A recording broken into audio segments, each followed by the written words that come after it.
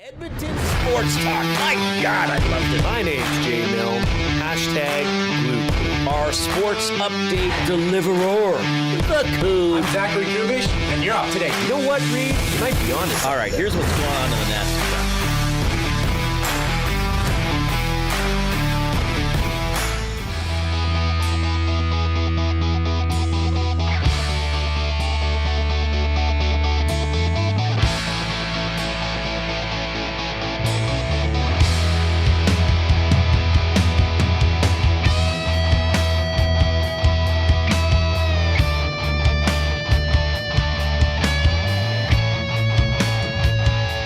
This could be the best Friday of your life.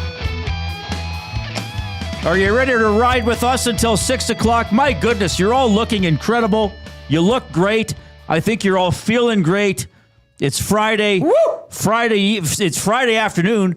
And you know what that means? It's Friday night tonight.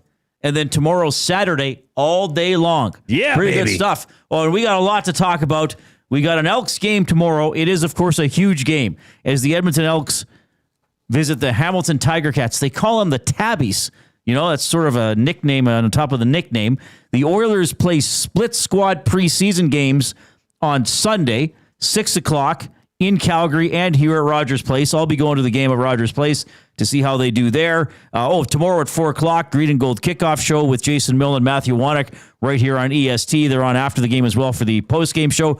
Oil Kings get their season started tonight in Red Deer. Home game tomorrow at 4, also against the Rebels. Curtis Lazar from the Oilers, former Oil King, is going to drop the puck there. They have the Taylor Swift tribute artist, Carla Sacco, performing after the game for about 45 minutes. There is a lot going on. If you're into some other stuff, as I am, the Fan Expo starts today at the Expo Center. I'm going to go check it out tomorrow, so that'll be pretty cool. My, oh my. We are excited. We have a Friday attitude, and we're off and running here on the Reid Wilkins Show with Jason Milne. Mr. Milne, what's going on? What a day. It's been a very bubbly day around here. It has, yeah. It's been a fun day. There's been lots of interaction in the bullpen. Maddie's buzzing around here. Maddie's on a Friday. He's high. got a different energy than usual. Maybe he's got a big date tonight or something. Maybe he's got some big plans. Yeah. But he's feeling it. I'm feeling it. You're feeling it. Coop's feeling it. I think he has chess club tonight. That's what I think he has chess club tonight. I know how excited he gets for chess club. Hide your rooks, ladies. Matthew's on the prowl. Could you name all the pieces in chess? Okay. King. Yes. I think I know all of them. King. Queen. Yeah. Knight. Yeah. Bishop. Yeah. Rook. Rook. Pawn. I think that's all of them. There's 8 pawns. I think that's all of them. I think would have you known rook if I hadn't said it already? Yes. Yeah. Yes. Are you good at chess? No. I'm terrible at chess. I don't have the patience for it. Which one is the rook? Is that the horse? No, that's the knight. That's the knight. rook is the I little didn't say the castle knight. piece. Yes, you did. You said knight. I did. Yeah. That the knight is the horse that can move in an L shape. Yes. Yeah. Up 1 across 3 or up 3 across 1? I think it's 3 and 1. Yeah. 3 and 1. 3 in one direction and then 1 perpendicular to that, I guess would be the description. And then the rook, is that the one that moves diagonally? Straight, no, that's the bishop. The bishop goes diagonally, so it stays on the same color. I wonder how they gave the bishop the ability to go diagonal and the rook the ability to go vertical. Yeah, the rook can go in a straight line or orthogonally, or I think that's orthogonal, and the bishop can go diagonal. And the queen and king? The king can only go one place at a time because he's hefty, right? Like the king, he eats a lot. He eats a lot. The queen can go unlimited distance, and can go diagonal or orthogonally, but not both in the same. But not both in the same turn. Right. Yeah. Is the queen more powerful than the king? Oh, yeah, I think so. From my limited knowledge of playing chess, I think the queen is quite powerful. Like I think the feeling in chess is that if you capture the other player's queen, you have a massive advantage. I would think. I think because then the king is because of his weight. Yes, is useless because of his portly comportment. Well, he moves and then he needs to rest. He has to rest. That's right. He doesn't have a lot of stamina. So Wannick has chess club tonight. We're having a good time. We will of course, tee up. Well, let's talk a bit about the Elks right now. I know we'll dive deeper into some stuff later. Depth chart notes for courtesy Jason Milne. Well, yeah. I mean, Mogensen steps back in at middle linebackers. Nick Anderson's been placed on the one. So he's out game. again. So okay. he's out, but it doesn't appear to be long term. As expected, Royce Metier has been added to the 6-game injured list. So they shuffled some things down in the defensive backfield. Cordell Jackson, who's usually the weak side half, and I feel has been really coming on. His play and his play reading abilities have really come up, right? And his physicality has answered in the same way.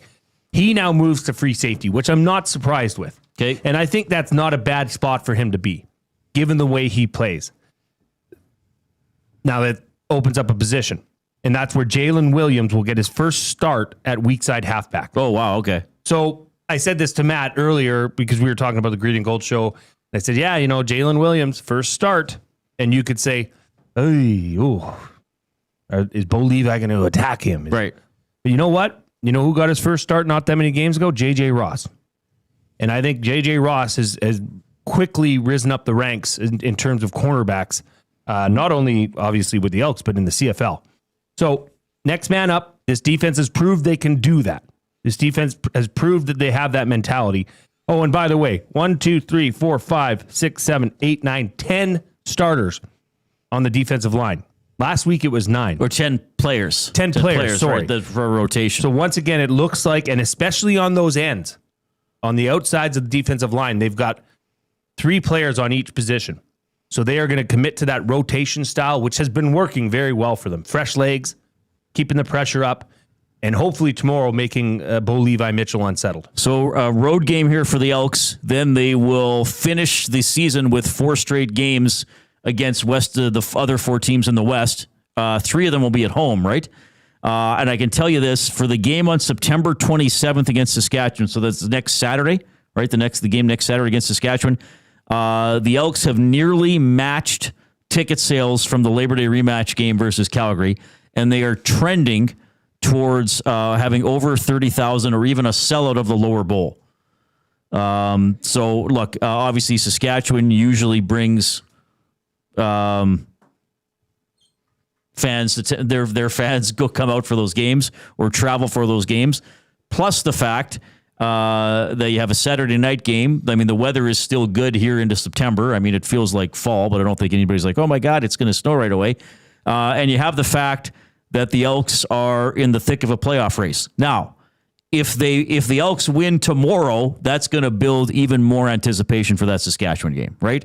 Because what are we saying we need to happen this weekend? Ideally for the Elks, Montreal wins tonight. Keep Toronto at 5 wins, right? Because that's a crossover, the team that the Elks need to pass in the crossover. BC Calgary, I hate to say this, Elks fans, you desperately need the Calgary Stampeders to win that game. I don't think that's overstating it. Like, you desperately need BC to lose that game. Winnipeg, Ottawa, probably Ottawa. Yeah, you want Ottawa. You want Ottawa because then you want the Elks to be. So if the Elks win, they get to 6 wins. And then if Winnipeg and BC both lose, they stay at 6 wins. Now, the Elks would still be last when the tiebreakers applied, but then you have some control over your own destiny if you can actually catch up to those teams going into the final 4 games of the season. But there is a way here at the end of this week that there could be 5 of the 9 teams in the CFL with the same 6-8 record. So if Toronto beats Montreal, they would both be 6-8. If BC loses, they would be 6-8. If Winnipeg loses, they would be 6-8. If Edmonton wins, they would be 6-8. So that would, and then Ottawa would be alone in last at 4-10 if that happened. No, Ottawa would get up to 5 wins. So as you can see, I mean, this is an important game, very important game. The Elks need to go into Hamilton and get that victory. Right. They need to. Yeah. But at the same token, it doesn't mean they're out because BC, Winnipeg, Edmonton, and Toronto could also all lose, right? Which means then you'd have a couple 6-win teams and some 5-win teams. Like if Winnipeg, BC, and Edmonton all lose, it's 6-8, 6-8, 5-9. Right. You're still, but then the Elks would pretty much have and to you go. play one of those teams. You play both of those teams coming down the stretch. Right. But this is why I'm saying. I said before last week's game they needed to go at least 3-3 in the final third of the season. Well, they've lost the first game, so now I guess I have to say they need to go at least 3-2, maybe even 4-1. But if they go 3-2. But the 2 of the 3 wins are over Winnipeg and BC, you might be able to squeak in. But you need to keep Toronto and Ottawa down as well. So that's why preferably Montreal wins tonight. So anyway, but if that plays out this weekend, that makes the game even bigger next weekend against the Saskatchewan Roughriders. So again, that note from the Edmonton Elks for the game next Saturday on Play Alberta Field at Commonwealth Stadium. The Elks have nearly matched the ticket sales for the Labor Day rematch, and they were over 28,000 for that. They're trending towards 30,000 plus, or possibly even a lower bowl sellout. So that's encouraging, and hopefully it's a game that will have meaning. It'll have even more meaning if the Elks win tomorrow. Correct. I think that's a fair way to look at it. Very. All right. You can get in touch, 780-218-9999. That is the River Cree Resort and Casino inbox. River Cree Resort and Casino happy hour featuring $5.25 drinks. They're available Sunday to Thursday from 9 a.m. to 7 p.m. You can email Reid at edmontonsportstalk.com, Jay at edmontonsportstalk.com, and you can listen to us, audio streaming apps, iHeartRadio, TuneIn Radio. Those are both great. You can get us on YouTube, which has the video element as well, so you can see the great studio we have in our new location here in the Dinner Theater District. And you can post in the Nasty Chat on YouTube, speak with us, and more importantly, with each other. If you do go into YouTube, click that little thumbs up button. Click, click, click. Must you click? Please, please click. Must you click? You must click. Thumb, thumb, thumb. All right. Yeah. A lot going on. Let's get right into the afternoon headlines brought to you by 100.3 The Bear, Edmonton's best rock. Stream them on iHeart today. This is Chet Palmer with your sports report. Trent Frederic is giving that sour ankle a look at Oilers camp. I tell ya, he's a lot more nimble than he was in June. Meanwhile, Leon says he's got his eye on the Selke this season. I wouldn't bet against the big guy. You can get your Canadian football fix with 2 Friday nighters. The Alouettes flap their wings in Toronto and the Lions visit Cowtown. The Elks need a favor from those slimy Stamps. And remember, tomorrow at 5, the Elks play in Hamilton. Tiger Cats for supper? Sounds delicious. Boy, it must stink to be a fan of the Washington Commanders. The boys from D.C. will be without their nifty QB, Jaden Daniels, against the Raiders. Could be a jackpot for Vegas. I'm Chet Palmer. Wow. It's just, the typewriter quit working halfway through that. Ran out of ink. It ran out of ink. That's it's right. back. That's the afternoon headlines for 100.3 The Bear. Chad, I appreciate Palmer. that. I appreciate the wittiness. I like the could be a jackpot. He seems to cover the Commanders more than other NFL teams. I wonder why. He must know his audience. Well, maybe that's when you're coming up in that racket, you got to go to different areas of the country. Wherever the jobs take you. So he must have spent some time in the DC area. Yeah, he might have. He might have spent some time. It would be nice to interview Chet. Covering the old Washington Senators. Have him on. Of the Federal League. Join us via Zoom one day. Wasn't there a Federal League baseball team in Washington? Federal League Baseball. Do you think Chet would even know how to join the Reid Wilkins show with a show link? I don't know, actually. Do you think Chet has a computer? I don't know. I don't know. I'm intrigued to find out more about Chet. We're going to have to find out more about him as we get... I can tell you what, my computer is not working very well right now. Maybe what you could do is reach out to Chet and just say, hey, Chet, by the way, we love your... the headlines for 100.3 The Bear. We love what you're doing there. Yeah. But maybe if, for the purposes of getting our listeners and you and I to know you better... would you be able to include something about yourself? Just a little tidbit so we could get to know next Chet time. Palmer. Yeah, maybe he can put in a fun fact about himself in his Chet. future sports reports. Yeah. I think I'll reach out to him. Reach out. I know how to get a hold of him. Rotary phone? I can get him on the horn whenever I want. All right, that was your headlines for 100.3 The Bear. Yeah, my internet's all it's dozy. It's taking a siesta. I mean, look, I have YouTube. I have the image. I don't have any of the text anywhere on the screen. Well, you know what? We had weird. An off-topic topic not that long ago that suggested that if you run into an issue, what are you supposed to do? Turn Reid? it all off and turn it back on. Shut it all down and Well, I start don't it know again. if this warrants this in this case. I think it does. Well, I want to leave it for the time being. It's dozy. My laptop's having a siesta. That's everybody. in the back of the troubleshooting guide. Yeah. If dozy, shut off. Restart. The off-topic topic is presented by William Huff. Since 1952, William Huff has provided industry-leading advertising solutions for thousands of valued clients. Their unparalleled customer service, combined with decades of industry expertise and a desire to make every job the very best it can be, is what they call the William Huff Advantage. Visit their website at williamhuff.com or give them a shout, 780-454-4536. So it is the Fan Expo at the Convention Center this weekend. I think this is going to be the fourth year in a row I've attended this. And I think it's a blast. It's a lot of comic book stuff and memorabilia and movies. Well, this is the Hobbits are going to be there. Yes. Robert Patrick is scheduled to be there. Isn't Doc Brown, Christopher Lloyd scheduled to be there still? Yes, McLovin. So, yeah, I don't usually spend the money to meet these people, but that's part of it. And one thing that a lot of people who go to the Fan Expo do is they do cosplay. So you will be walking through the Expo Center, and it's like, oh, there's a Stormtrooper. There's Darth Vader. There's Captain Kirk. There's whoever. And there's a lot of stuff I don't even know the costumes for because there's a lot of anime and things like that. But people dress up, and it's pretty neat to see the costumes. So our off-topic topic is, if you were to do cosplay, who would you dress as? So we asked Joaquin Gage this question, and he said Wolverine from the comics and the movies. He'd make a good Logan. Wolverine. He would make a good Wolverine. Now, would he go? He said Wolverine, not Yes. Logan. Yeah, Wolverine. Okay. I guess I didn't ask brown costume or yellow and blue. Probably yellow and blue. I didn't know what's the difference. He's had different costumes, different colors.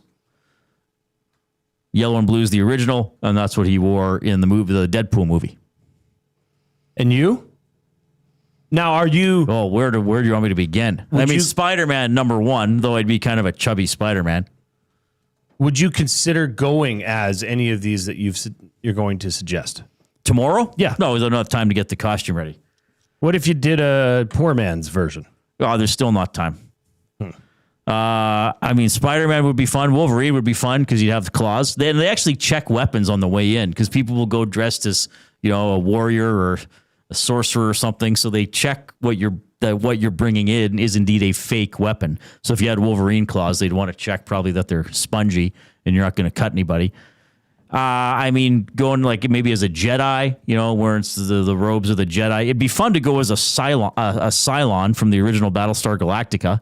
What's that? By your command. Hold on. What do you mean, what's that? What's a Cylon? You're trolling me right now. I wish You're being difficult. No, actually, You're being difficult. No, because everybody here, let's upset Reid. Let's get Reid upset. Buddy, I would never want to upset you. Like, how do you spell Cylon? Cylon. Cylon. But original series Cylon. Original Battlestar Galactica series. Not the Cylons from the reboot for about 20 years ago. Like something like that? Yeah, wouldn't that be awesome? That looks cool. And they talked like this. And if they got an order to do something, they would say, by your command. And they had a red line going back and forth for an eyeball. I'm surprised you would think I'd know what a Cylon is. Well, I just kind of thought they're part of pop culture. Well, you know what Darth Vader looks like. I do.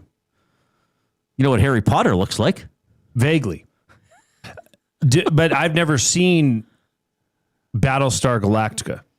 Oh, okay. Well, that'd be an obstacle, I guess. It would. Major I guess hurdle. you weren't quite born when the first series was on, but I just thought somehow along the way you would have encountered something from Battlestar Galactica. You know what I'd go as? Boba Fett. I'm trying to incorporate, because I think I could put this together for tomorrow. Okay. Tintin. Oh, really? Yeah. Wouldn't that be fun? That's the little kid from The Adventures of Tintin. The Adventures of Tintin. That would be clever, yeah. And he's got his dog. Right. So I could bring Coop the Corgi. Well, that's amazing. Yeah, Coop's got a picture of Tintin. Oh, there it is. There's you. That's a picture we took if from. If you're on YouTube, this is great. From the after party of the Estes. I think that's the only picture we have from the Estes. It was obviously a terrible night, judging by our reactions. But you can see my hairline would resemble that of Tintin. Yeah, you kind of got that going on. That whip or whiff at the top, at the front. I think I could pull off a Tintin. Now, a darker haired Tintin. Yeah, that's pretty cool. That's really, because you kind of do have that. What was the dog's name? Where is the dog's name? Ruff? Really? I don't know. Jen would go as Princess Peach. Yeah, you see some Mario costumes there. Jasmine would be Storm from X-Men. What? His dog's name is Snowy. Oh, sweet.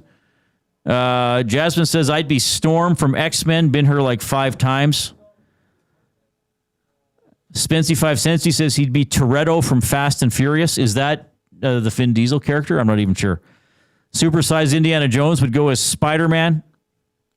James would go as Jughead. That's pretty cool. VR Montenegro would go as One Punch Man. Oh, wow. We're getting lots of submissions. Are we getting lots coming in? Yeah. This is awesome. So if you were to, or maybe you have done cosplay. So if you send us a picture if you have. Yeah, if you did do it, send a picture of yourself doing the cosplay. That'd be ideal. To 780-218-9999 or email it to jay@edmontonsportstalk.com. Yeah, this is going to be fun. Sobakirk says Master Chief. That's from Halo, right, Coop? Is that the main character from Halo? That is the Halo guy, yes. That is the Halo guy. All right. T-Bud34, Aragorn from Lord of the Rings, or he'd go as Nacho Libre. Wasn't that the Jack Black movie? Oh, T-Buds could pull off a good Nacho Libre. That's the lead singer of the Heavies. Do we know T-Bud? That's the lead singer. Oh, that's your buddy. The guy that puts the that's song a great together. song. Great song. Okay, so he's Steal Money. He's a little Jack Blackian Find him on YouTube. in his appearance. Yes. He could pull that off wonderfully. And they go topless on all their shows. Oh, excellent. He doesn't wear a shirt. And he rocks it, baby. They rock it out. Oh, yeah. You're going to hear from Leon Draisaitl. You're going to hear from Trent Frederic. Brantt Myhres is on the show today, former NHLer from the UnHammered Podcast and now the UnHammered Beverage. He's launching a non-alcoholic spirit tonight. So we'll get that story. He's always great to talk to. We have our Pasta Pantry Athlete of the Week. Oh, my. I can barely contain my excitement. I'm already exhausted. I need a commercial break. Thankfully, we have the Coop.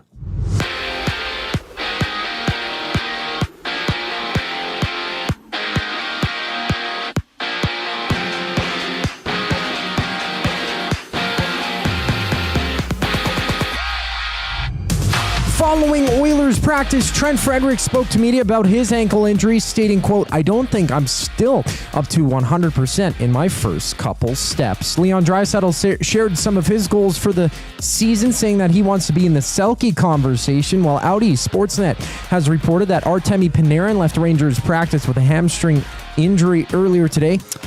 Rangers preseason starts in New Jersey on Sunday. In the NFL, Jaden Daniels will be sidelined this week with a knee injury as he'll miss the first game of his career. Marcus Mariota gets a call for their matchup against the Raiders. And DeAndre Swift's availability is up in the air for the Bears. He's questionable with a hamstring injury.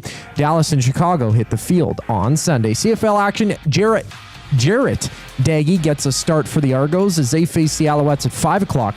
BC and Calgary also match up at 7:30 with the Stamps second in the West, 8-4 on the season. On the diamond, Max Scherzer is a starter for Toronto as they play Kansas City for the first of 3 games. First pitch for that one goes at 5:40. This sports update is brought to you by Windsor Plywood Leduc, locally owned and operated, serving Leduc and surrounding areas since '93. They have doors, flooring, baseboards, and of course, plywood.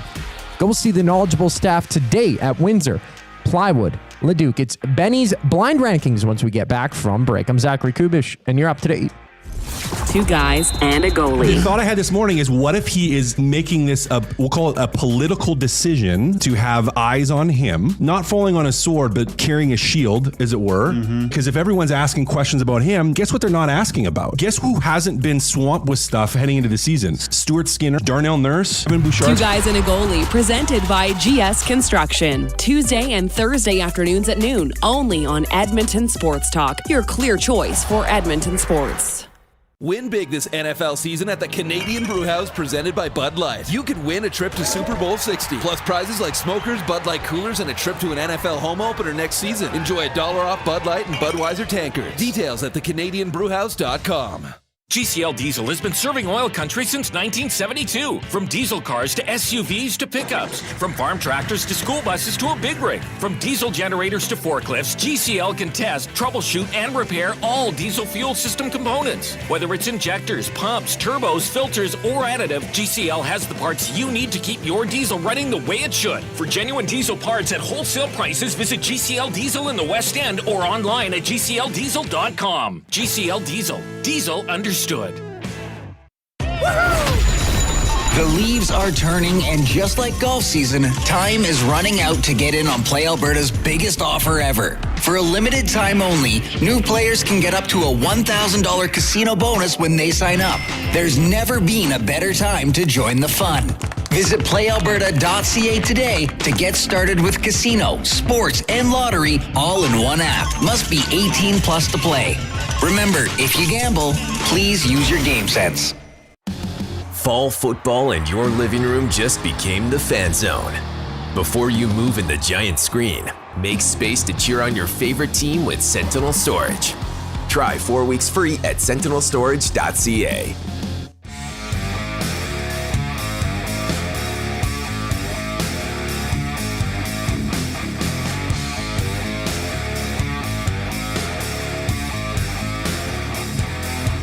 Oh, hope you're having a great afternoon. It's 27 minutes after 3. We are coming to you from the Canadian Brewhouse studio. Win big this football season at the Canadian Brewhouse. Score your shot at a trip to the Super Bowl, weekly prizes, and more, plus $1 off Budweiser and Bud Light tankers. Details at thecanadianbrewhouse.com. You'll hear from Draisaitl and Trent Frederic throughout the afternoon. We'll tee up the Elks and the Tiger Cats tomorrow. 4 o'clock, Green and Gold kickoff show with Jason Milne and Matthew Wannick right here on Edmonton Sports Talk. The off-topic topic for William Huff, if you were to do cosplay, who would you dress as? My goodness. Chris would go as the yellow Rock'em Sock'em robot. That's clever. Bronco Nick would go as Peter Griffin. And that's the thing, like nothing's off the table at these. There was a guy last year, it's like Machete Head or Hatchet Head or something. It's like or Axe Head. It's like in the character's name, the character's like an axe with teeth or something like that. Ben Thompson's here. Do you know what I'm talking about? No, okay. I have no clue. What do you do cosplay? I don't do cosplay. But if I had to, the younger me would really want to dress up as Spider-Man. It's funny. Did you just say younger you? Yes. You are quite young. I don't think. Okay, but like I'm talking like 7-year-old. Oh, okay. 5, 6, 7 years old. Baby Ben when he was playing soccer as his first sport. I'd run around and act like I was Spider-Man. Nate the Biller can probably confirm this. I would run around and like push people and like shoot webs at them and stuff. Yeah. In soccer. So he'd really want to. You do that while you were playing soccer. Yeah. Sound like a coach's dream. A lot of red flags. I'd say Spider-Man, but there's a lot of great submissions. Spider-Man playing soccer. That'd be pretty cool. One-Eyed Pete says a silent centurion. Oh, I don't know what that's from. Scalding Gord says I'd be Danny DeVito the Penguin. Oh, that's nice. That's a good one. Nice. Yeah. Chris Purper says Ghostbuster, Ninja Turtle, or Indiana Jones. So the Alberta Ghostbusters usually have a booth at the Fan Expo. There's a branch of Ghostbusters in Alberta. Yes, like they wear the power packs and do things like that. One of them, they're usually at the Fan Expo, the Alberta Ghostbusters. Wow. Yeah. Dedication. Yeah, it's cool. Abutsky says for cosplay, I dress as my favorite Panther, Matt Saracen from Friday Night Lights. I don't know who that is. Dr. John says I would go as Reid Wilkins as a Xylon. Oh, wow. Okay. Nice. That's very specific. And Bronco Nick, simple. I'd go as Peter Griffin. Yeah, that's pretty good. Yeah. We're getting some cool stuff coming in here. I want my baby Ben, baby Ben, baby Ben. I want my baby Ben, baby Ben, baby Ben. I want my... Nobody's joining me? I don't even know what that is. No, I have no clue what that is. Okay, so you are not old. No. He's not old. I get called old by people that are younger than me, but I like there's a new word for people to be called old. You know what it's called? Yeah, what? Unk. Unk. Oh, like uncle? Yeah, it's just short. It's better than Gramps, I guess. I'm with unks here. Like you're with your uncle. You could be. Could I be Funk? Maybe Like the fun uncle. Yeah, maybe. Every uncle, every family has the Funkle. Of course. But yeah, Reid can be Unk. I'll be Funk. Yeah, that makes sense. Okay. Let's, by the way, if you're watching on YouTube, give us a thumbs up. And this is a good off-topic topic. Because I think this is something, maybe this is something people wouldn't want to admit. But here on this show, it's safe and it's fun. Yeah, it's a safe So place. if you were to do cosplay, who would you dress as? And if you have done cosplay, send in the picture as well. 780-218-9999, River Cree Resort and Casino inbox. We do this almost every Friday. Yeah. And now that he actually works here, we're going to make him stay late I don't think every Friday. We're just getting his money's worth, you know? Ben, exactly. Ben's blind ranking. So explain how this works to everybody. So I'm gonna have a category, and there's certain things I guess fall into that category, and we're gonna blindly rank them. The game with this is that you don't know what's coming next, so you rank it from 1 to 5. The category today is going to be dog breeds based on popularity. Okay, based on Popularity. so okay. popularity is that? Could you say that's like the same as ownership? I think Like so. more popular The headline equal of this there's more? article is the most popular dog breeds of 2024, but it's been updated to 2025. In Okay, March. what is the website? What's the source? It's we won't called cheat. AmericanKennelClub.org. Oh, American Kennel Club. So, that's it's the real deal. Yeah. So it's all right. So it's in the United States. Yes.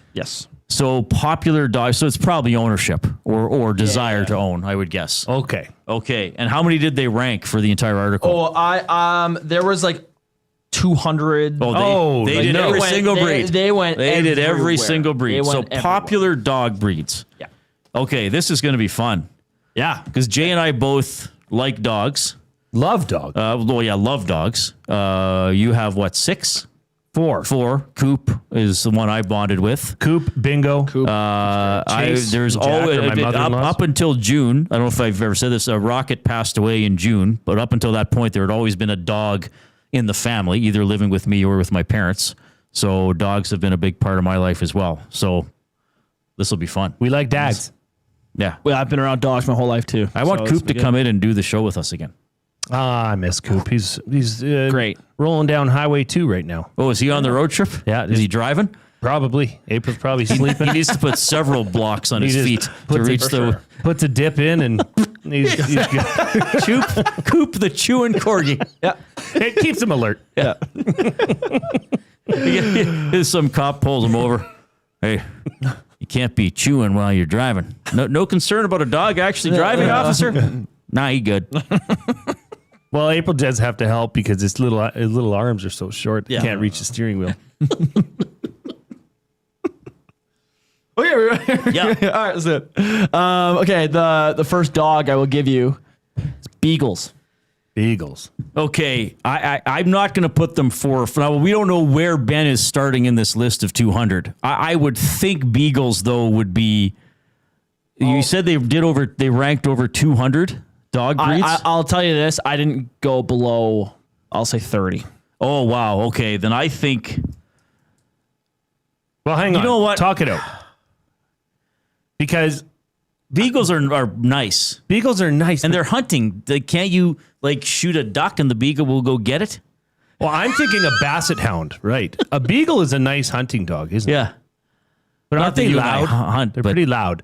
And I don't know how popular beagles are in the, if say there was 100 dogs, Like as a lap dog, if you just want a cute, cozy. But I still and they're not that big. And I think they're smart though. Beagles. I'm putting these 3. I'm going to put them 3. I'm going to go lower than you. All right. I have an affinity for the beagle. I'm going to put the beagle at 4. Do you remember the pub in Three's Company? Oh, I do not. Regal Beagle. Of course. Huh? Never seen it. Did they spell regal?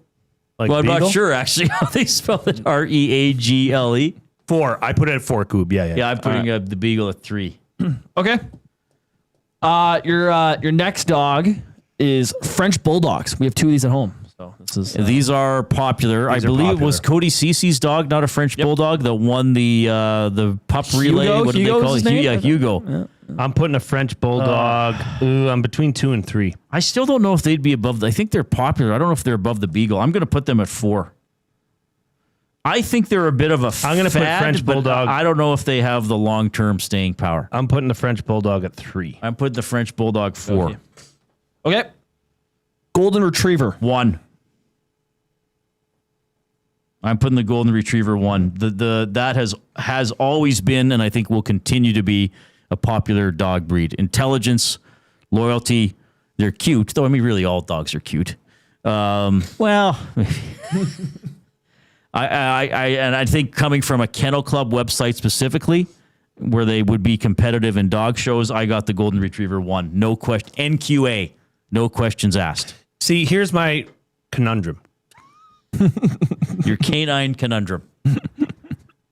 Is if Benny throws out a Labradoodle or any sort of doodle, it's blowing Golden Retriever out of the water. Retriever. I bet you Golden Retriever is not just number 1 on this list. It's going to be number 1 overall on that list. He's never given us a number 1 overall. I think Golden Retriever not just will be number 1 on our blind rankings of 5. I think it'll be number 1 overall. Yeah, I'm going to put it at 2. Okay. Okay. Because I still think even a German Shepherd would outweigh it. No way. All right. Next dog is a Poodle. 2. Solid for me. Poodles are great. I always thought poodles were prissy and sissy until I got a poodle when we were in high school. Named him after Animal after the Def Leppard song of the same name, Cut 3 on 1987's Hysteria. There you go. He is probably still to this day the best friend I ever had. Intelligent, thoughtful, little arrogant. Loved me. We were great friends. He lived to be 17 years and 10 months. So then we've had other poodles or mixed poodles since. I will put the poodle solidly at number 2. I have 1 or 5. And poodle's got to be up there. I mean, that's where doodles come from. That's right. I guess. Is poodles. I guess. Papa, where do doodles come from? Well, let me tell you, son. Poodle, geez, I don't want to give up. Whatever, I'll do it at 1. Poodle at 1, Coob. Coob, those lists are incorrect. If Reed's has a Golden Retriever 1, Poodle 2. Jay's, you need to reverse Poodle and Golden Retriever. Yeah. Or G Reeves, as we used to call him. So we should walk around like place where there's like a lot of dogs being always walked in my neighborhood. We should just like walk by people and do like weird shortenings of their breeds, you know? Oh, you got yourself a B call there, eh? What? Border Collie. You don't know your own dog breed? Yeah. That's a good Jessup. Yeah. What? German Shepherd. Yeah. What do you call them? Well, guess you're not much of a breeder, are you? Yeah. Weirdo. Last dog. Last dog is a Shih Tzu. Oh, I'm comfortable with this at 5. I think they're, popular enough. They're obviously in the top 30, but I don't think that they would surpass any of these other ones because I think too, if we're looking at this American Kennel Club website, there's going to be, like also show dogs and, working dogs, like dogs that might be, functional as besides to just like, oh, here's something that looks cute. I think Shih Tzus are popular, but I don't know if they would have beat out. Maybe they'd be ahead of French Bulldogs. I have a feeling French Bulldog might be higher than we think. I don't know about that. I think the last dog to win was a French Bulldog. The last what? Westminster Kennel Club. Oh, maybe, show. Yeah. Well, maybe. I don't know. I just feel like they're maybe a little more popular lately, and the Golden Retriever, the Poodle, and the Beagle have a lot of staying power. Okay, so I've got Poodle, Golden Retriever, French Bulldog, Beagle, Shih Tzu. No, I have Golden Retriever, Poodle, Beagle, French Bulldog, Shih Tzu. All right. Let's go from 5 to 1. Number 5 is the Shih Tzu, Yes. ranked 20th. How do you spell it? Is it SHIH space TZU? Yep. So that is your So it's 28th out of the 30. 20th of 20th. Oh, you came in that high with us. Okay. And I'll let you guys know now that is actually I won't say. There is a number 1 overall dog on this list. Yeah. Okay. Your next dog, what goes number 4, Beagles, Oh, Okay. good. I had Beagle at 4. Oh, Jay got that one. Okay. ranked 7th. Oh, you gave us ones high up on the list here. This is great. Number 3 is the Poodle, Oh, you were right about the French Bulldog, Jay. 5th. Well, the French Bulldogs, it's going to be number 1 overall. It is. No way. It is. French Bulldogs are number 1 overall. Golden Retrievers are 3rd overall. Golden Retrievers wow. would be second. They're 3rd. Second on our list. Second on your guys' Oh, list. okay, okay, yes, okay. but The French Bulldog is the ranked number 1 number dog 1. on the American Kennel Club top dog breeds in the world. A Labrador is number 2. Golden Retriever 3. A German Shepherd's 4. Right. I don't know how to pronounce this one. Dachshund. A Dachshund. Or Dachshund. Dachshund, as some say. No, nobody. Yes, Beagle. people say Dachshund. No, they Some don't. people say Dachshund. No, you'd say Daskund. I've heard some people say Dachshund. It's a Dachshund. Yeah, that's what I say. Yeah. What else? Keep going on the list. Okay, Just the so top 10 at least. Okay, yeah. So a Dachshund was 6, Beagle 7, Rottweiler 8, Really? Bulldog 9, and German short-haired Pointer. Beautiful. Oh, the dogs. pointer. Yeah. They just point at things. Well, That's why you Jasmine, have- German Shepherd was 4th on the overall list. Yeah. Where does Corgis rank there? Question. I didn't see them when I was looking through because I want a Pembroke Welsh Corgi That's right. is 15. Yeah, okay. So a Doberman 16, Boxer 17. Great Dane 21, Chihuahua 27. Bichon Frise on there? I couldn't tell you. We had a wonderful dog. She was half poodle, half Bichon Frise. Really? Yeah, she was awesome. Yeah, I was surprised when I was looking through this list because we have 2 French Bulldogs at home, and I didn't know that they were that popular. Well, you have 2 French Bulldogs? Yeah. What are their names? Radar and Bodie. Radar and Bodie. Yep. Good Named names. after Radar from MASH? I don't think so. We named him Radar, I think, because whenever he gets excited, his ears perk up. Oh, no, nice. Okay. Radar. And then Bodie's named after, I don't know the movie. My parents, Bodhi Zaffa is his full name. Okay. From what? I don't know where it's from. Maybe I like. Your dad will put it in the chat. Yeah. Yeah. Bodhi Zaffa. It's spelled Bodhi. Yeah, Oh, okay. how my dad spelled it there. I don't know how we came up with the name. My parents just named it. I was like, all right, cool. This appears to be a beer. Well, Have you ever named Point Break. Have you ever named your dog after a Def Leppard song? I would recommend everybody do that. We haven't. We've had Yoshi. We've had Tucker. We've had Vegas. We've had Moosey. Tucker! Oh, we had a dog named Moose. Tucker! Oh, really? Yeah. We got rid of them within a year. Tucker! So, yeah. I don't even know. What else? Oh, yeah. Bodie, Radar, Yoshi, Tucker. I'm blanking. There's one more too. That was like Our first dog that we bought when we got married, I named him Bud, Oh, that's sweet. and he had a Budweiser collar. Oh, nice. He was named after Budweiser, Right. but we shortened it to Bud. Oh, well, of course. Yeah. You got to shorten it. Yeah. Yeah, that's great. I would. That might be my first dog's name too. I might steal it. Bud? Bud. If you, That's a good one. You get a dog of your own when you move out. Yeah. That's my dad. My Hear dad. that, Dave? He will move out eventually. He does have plans to move out. He has a timer. He has no idea how he's going to pay the rent or what kind of apartment he's going to get, but he will get a dog.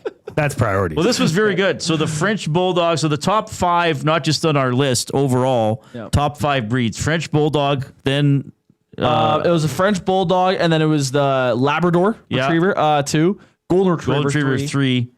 German Shepherd 4, Yeah. and the Poodle is 5. Poodle, wonderful dog. Yeah. Very intelligent. Yeah. Well, you're very intelligent, Ben. Oh, thank you so much. You are as well, Reid. Thanks for doing Benny's Blind Rankings. This was fantastic. This was awesome. Anytime, this was guys. a lot of fun for us Yeah. and hopefully for the listeners as well. We have some people posting their favorite dog breed or dog stories in the nasty chat. Jay's probably getting texts as well, 780-218-9999 to the River Cree Resort and Casino inbox. All right, Ben, you know what? Take the rest of the day off. Jay's play of the day coming up for Play Alberta. Here's the coup.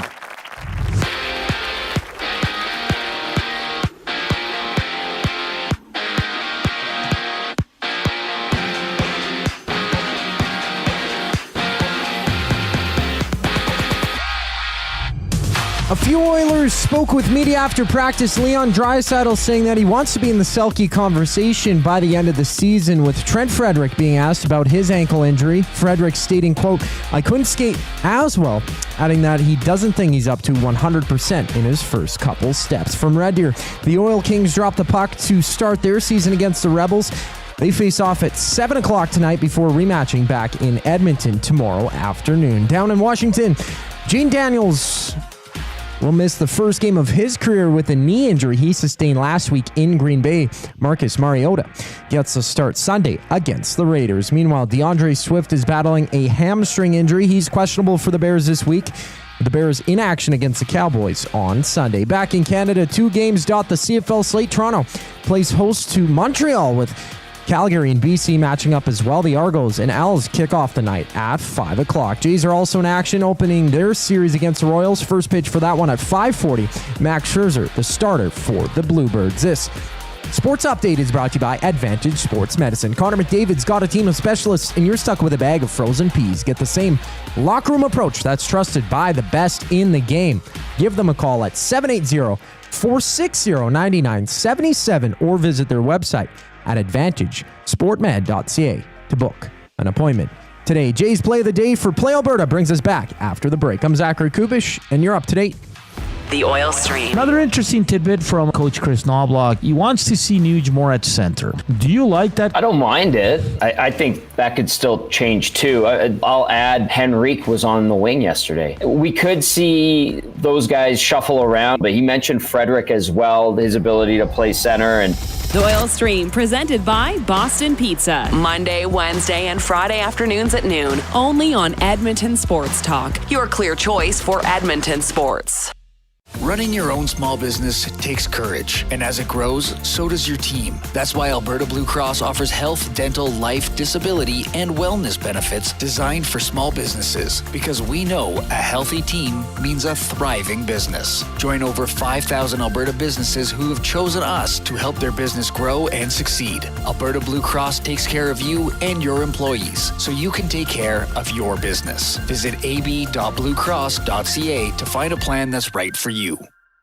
Gallo LLP is an Alberta-based accounting firm with expert chartered professional accountants in both our Edmonton and Sherwood Park accounting firms. Our experienced and innovative accountants provide financial advice that saves our clients money. Simply put, we help our clients protect their assets and grow their businesses. At Gallo LLP, they go beyond the numbers to ensure the continued success of your business. Reach out to Preet or John to discuss how they can help your business grow. Visit gallollp.ca today and see how they can help you take your business to the next level.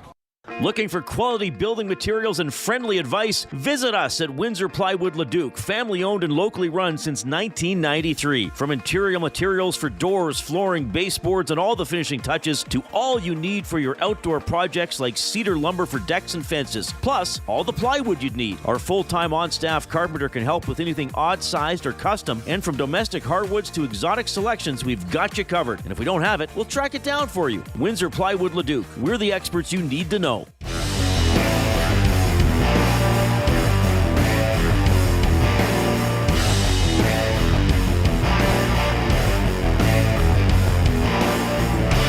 All right, thanks a lot for joining us this afternoon. Good job from Ben Thompson doing another edition of Benny's Blind Rankings. Dog breeds ranked by popularity according to the American Kennel Club. The French Bulldog. I did not see that coming. I didn't either. But I did. Because we watched the Westminster Dog Club show every year. And I'm pretty sure a French Bulldog has won maybe even the past 2 years. Best in Show. Well, no, there's the Best in Show Westminster 2025. Who was it? Who was it? Giant Schnauzer in 2025. Best in Show. Google Best in Show Westminster French Bulldog. No French Bulldog has ever won Best in Show at the Westminster Kennel Club Dog Show, but Winston, a French Bulldog, won the non-sporting group in 2022 and 2023 and was reserve Best in Show. So I think that's maybe second that's in what I'm thinking 2022. or Yeah. something. I don't know. Yeah. I've seen a French Bulldog on there. Yeah. All right. Good stuff. 780-218-9999 is how you text us. The River Cree Resort and Casino inbox. Coming up in about 10 minutes, Brantt Myhres is going to check in. Of course, former NHLer. He has he has the UnHammered podcast, right? Yes. And he now has a beverage coming out UnHammered. I mean, Brantt, he was on the Hangout a couple of days ago. He's an incredible story. I mean, was at the depths of addiction, I don't think is an overstatement, and sort of reassembled his life, has helped other people facing addiction. So we'll talk a bit about that, a bit about the beverage, and some hockey talk as well. It'd be good to have Brantt on the show. But first... It's Jay, it's play, he's Jay, it's today. It's Jay's play of the day. It's Jay's play of the day. Jay's play of the day. Why settle for less when you can have it all? Only Play Alberta brings you casino games, live dealers, lottery, instants, and sports betting all in one place. Players can get a $50 casino bonus by depositing $50 and using the code EST Casino. You can get a $50 free sports bet by depositing $50 and using the code EST Sports. Don't forget to use your game sense. Jay's play of the day. Okay, going to the Friday night football slate. I did something today, Reid. I joined the Discord. The EST Discord. Oh, should I do that? I don't even know how to do that. Yeah, I'll show you. It's really easy. And boy, oh boy, the conversation's going in on that DGen Den over there. Oh, that's where that all comes from, right? Yeah. Well, and usually I'm a little chalky.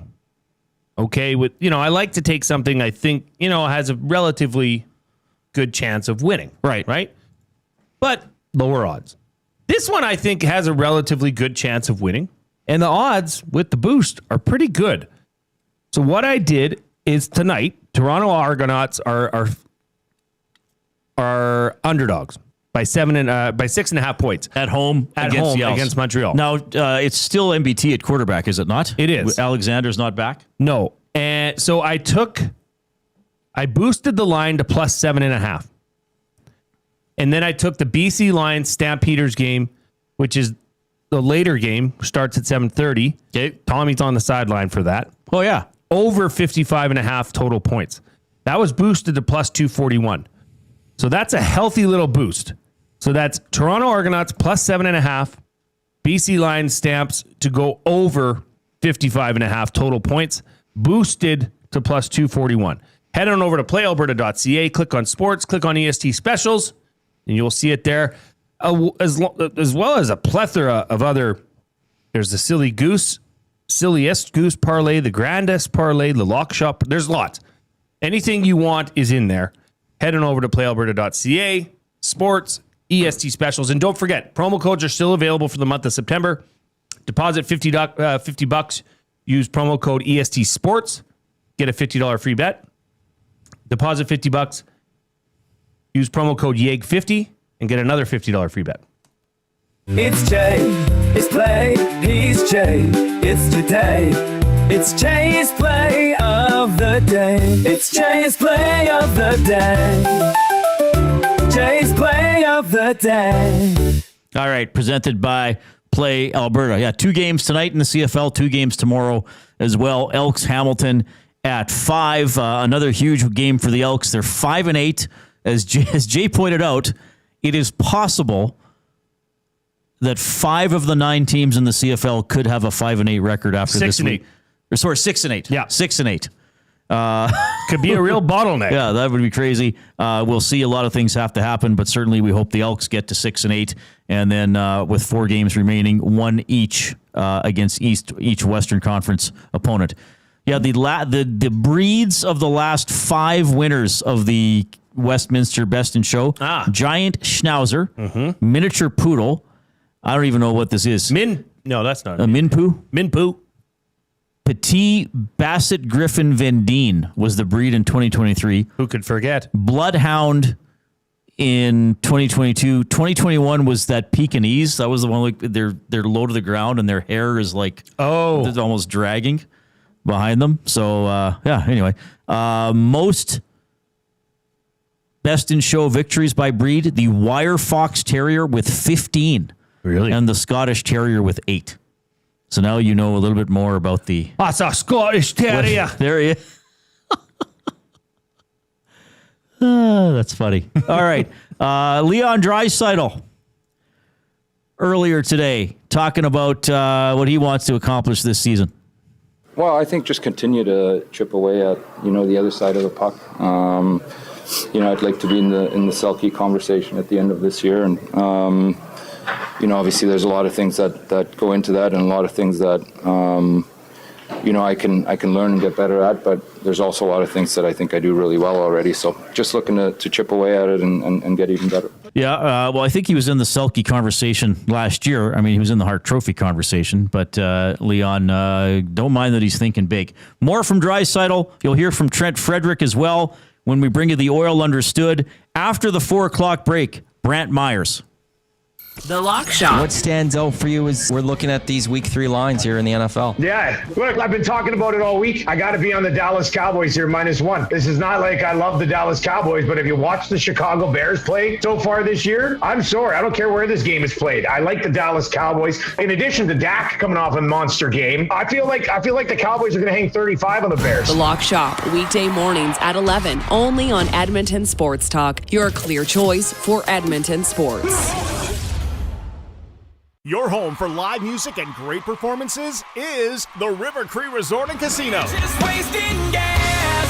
Whoa, blurring them dotted lines, killing. Don't miss 3-time CCMA Performer of the Year, Dallas Smith, Unplugged, November 1st at the River Cree Resort and Casino.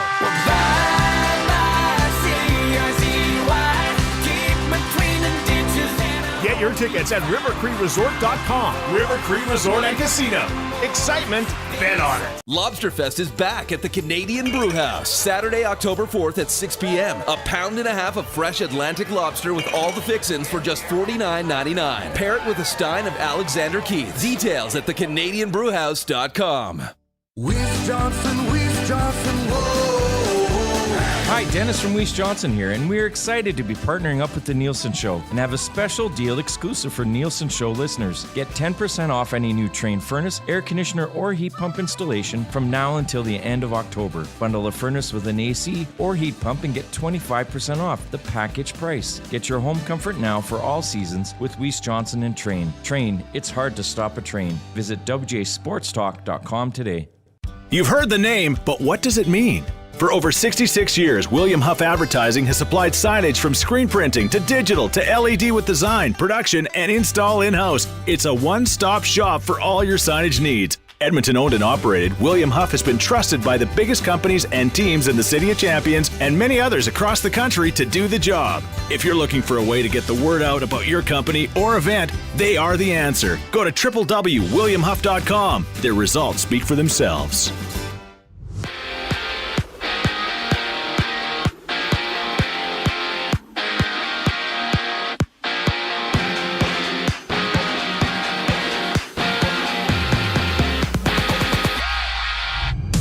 Following Oilers practice, Trent Frederic spoke to media about his ankle injury, stating, quote, "I don't think I'm still up to 100% in my first couple steps." Leon Draisaitl also shared some of his goals for the season, saying that he wants to be in the Selke conversation. Oil Kings, they play tonight. They take on the Rebels in Red Deer for their season opener. Those two travel back to Edmonton to rematch tomorrow afternoon. In the NFL, Jaden Daniels will be sidelined this week with a knee injury as he'll miss the first game of his career. Marcus Mariota gets the call for that matchup against the Raiders. And DeAndre Swift's availability is up in the air for the Bears. He's questionable with a hamstring injury. as Dallas and Chicago hit the field on Sunday. In the CFL, Jarrett Daggy starts for the Argos as they face the Alouettes at 5 o'clock. BC and Calgary also match up at 7:30 with the Stamps second in the West, 8-4 on the season. While on the diamond, Max Scherzer gets the ball for Toronto as they play Kansas City for the first of 3 games. First pitch for that one is at 5:40. I'm Zachary Kubish. That was your sports update. Hour 2 of the Reid Wilkins Show starts right now.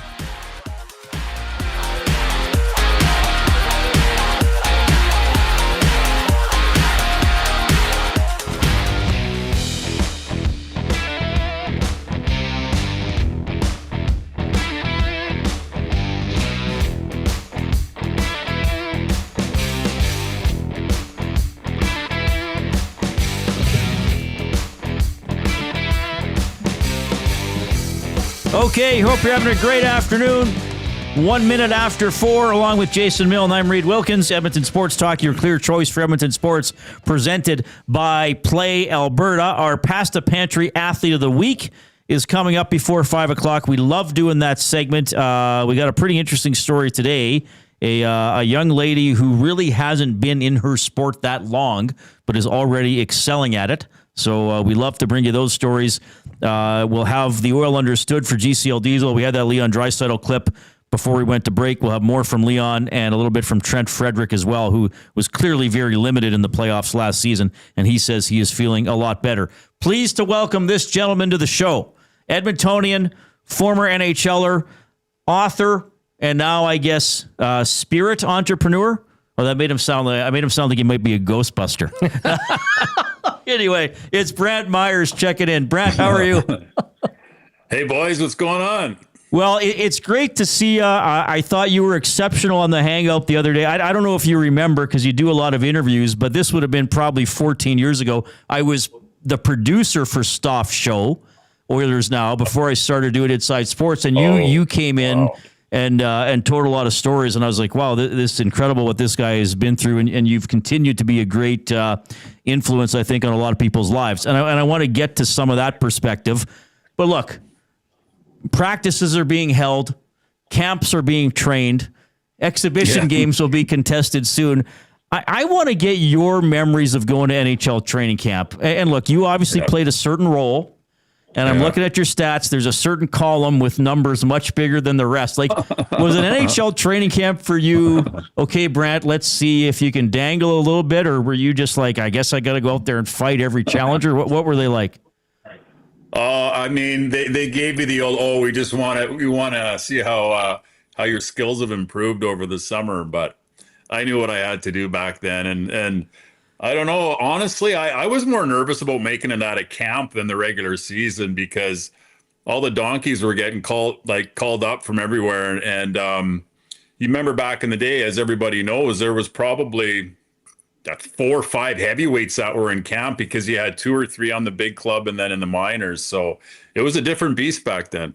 Well, and like I've covered the preseason, like I've gone to all the preseason games now. Like I don't know if there was a fight in the preseason last year. You know, like it's and and I don't mind a good scrap like born of hatred. Like you know, but it is weird. Like, do you think the decline of NHL of fighting in the NHL is ultimately a good thing, or do you think it's a lost art for the worse?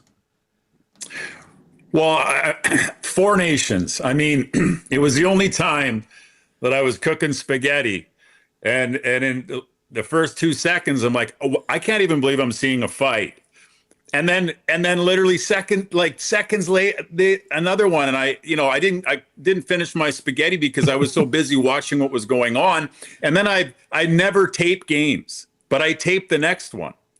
And it was the same thing with Rempe when he was fighting all those guys, right? Like I was taping those games. So for me, I don't know. It's never coming back. I understand that. But I think some people around the hockey world might miss a Saturday night when it's Philly and Montreal or Philly and Boston or Edmonton and Calgary. Well, the Talbot-Smith fight's gonna live on forever. And I'm glad you mentioned the 4 Nations face-off. So when the Blues came through late last season, Parayko was injured. And I've got to know him a little bit because, they won the cup and the local connection. So I said, what did what was the thing with Milne? Because the two Kachucks fought, right? It was Kachuk. Yeah. Was it Hagel and then Kachuk Reinhart? I can't remember the exact progression, but then it was Miller. It was Miller. Parayko. Now, I feel like most Canadians would fight JT Miller, probably even a lot of, especially Canucks fans now. But anyway, I said to Colton, like, was there pre-existing hatred between you and him? And then you thought that was the time to do it? He's like, no, like we actually get along. And then he came to me and said, we got to get the crowd going. And Parayko says he's thinking to himself, did you not see the two Kachucks? Like, I think the crowd, I don't know if the crowd's clamoring for us to fight at this point, but. Well, it goes back a lot of years with people wanting to see combat. And I mean, what did the UFC, what are they worth? A $8 billion industry? You know, there's an appetite for that. I understand that, you know, the kids nowadays, like in junior, I believe they're only allowed a certain amount of fights in the Western Hockey League. And now Quebec, I believe it's none. So it's not their fault, but that's just how they're getting bred. Well, yeah, and then, you know, there's I remember, I think it wasn't a preseason game. Remember Zach Kassian, his helmet came off and he hit his head on the ice. And then when you see something like that, it's like, where are you on, because look, I'm not even going to look in the nasty chat or the text line. I know people are typing the name Semenko in over and over again. Gretzky wouldn't have scored without Semenko. I'm like, well, Semenko had his role, but we still get Connor and Leon need protecting. I mean, Brownie and I used to talk about that all the time. And like Rob would always say, Leon kind of just sticks a guy or cross checks him. but like, do the Stars still need a guy riding shotgun for them, even if it's not fighting, even if it's a well-placed stick or elbow? Oh, 100%. I mean, I think the difference last year in the playoffs was sandpaper, quite honestly, when it got right down to it. And you had pit bulls on the other end, and even Ryan, everybody seemed to be playing that sort of style of hard-nosed hockey. The problem is nowadays, how do you find, so for me personally, my hope for the Edmonton Oilers is that Trent Frederic does what he did in Boston. And if he can do that and he can play that type of role, I think there's room for him on the first couple lines. Yeah, he's intriguing, and we're going to hear some clips from him today. He's clearly healthier. I mean, let's face it, if those weren't playoff games last year, I'm not sure if he's even playing with that ankle. So that's a good point. Brantt Myhres joining us today on the Reid Wilkins Show with Jason Milne. We are going to promo your new beverage and what's going on this weekend.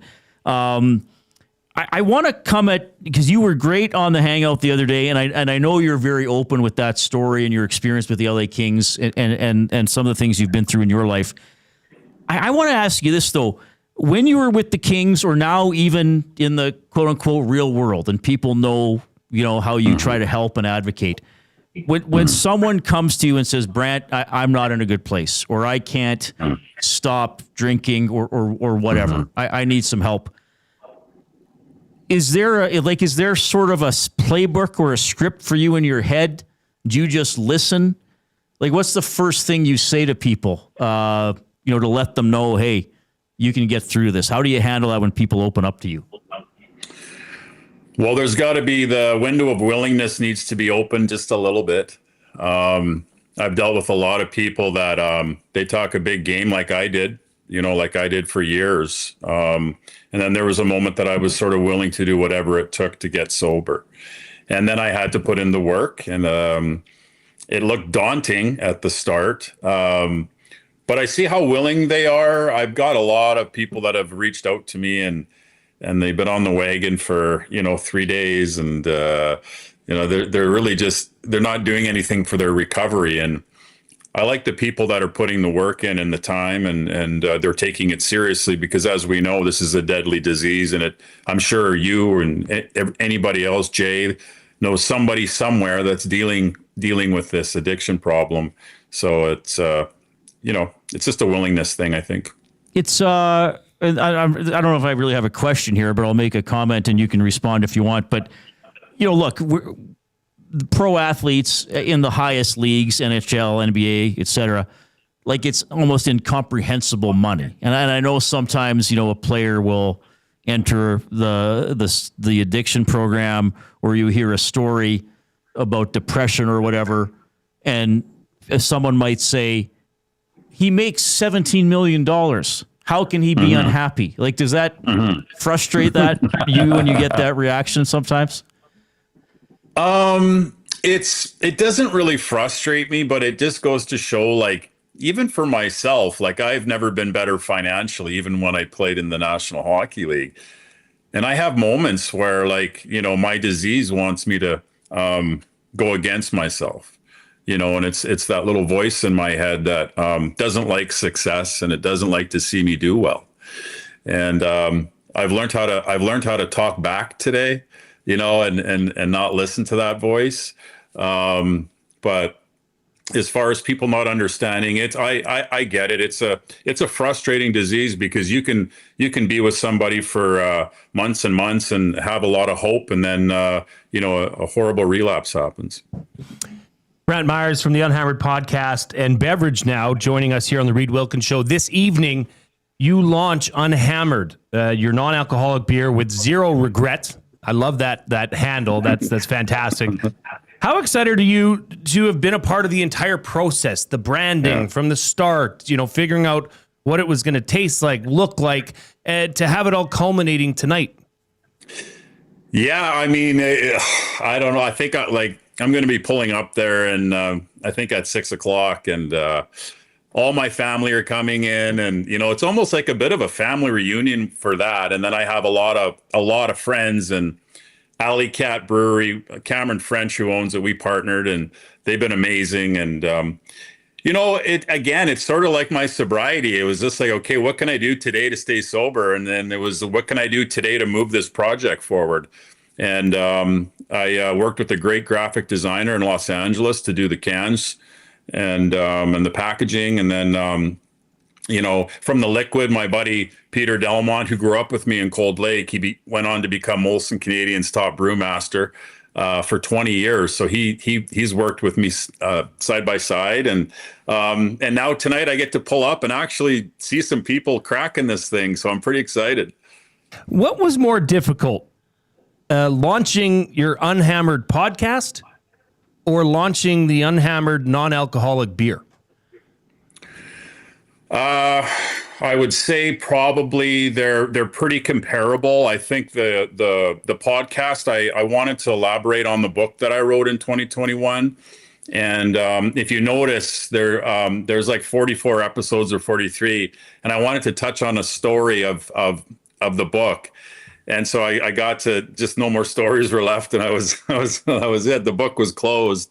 But this was different because I had to go, okay, like I got $100,000 sitting in an account of mine that I got to pump in, and nobody's helping me on this, right? How much do you believe in this brand? And when a $10,000 lawyer bill comes, and then you've got to trademark the name and the hand in the UK, in the United States, and Canada, and that's $25,000. You're going to pay that bill? And it's just like, and then the graphic design to do the cans, $15,000. You're going to pay that? So my point is, I really had to believe in this to back it. Well, yeah, those costs surely add up, as I'm sure you're well aware of at this point of the stage.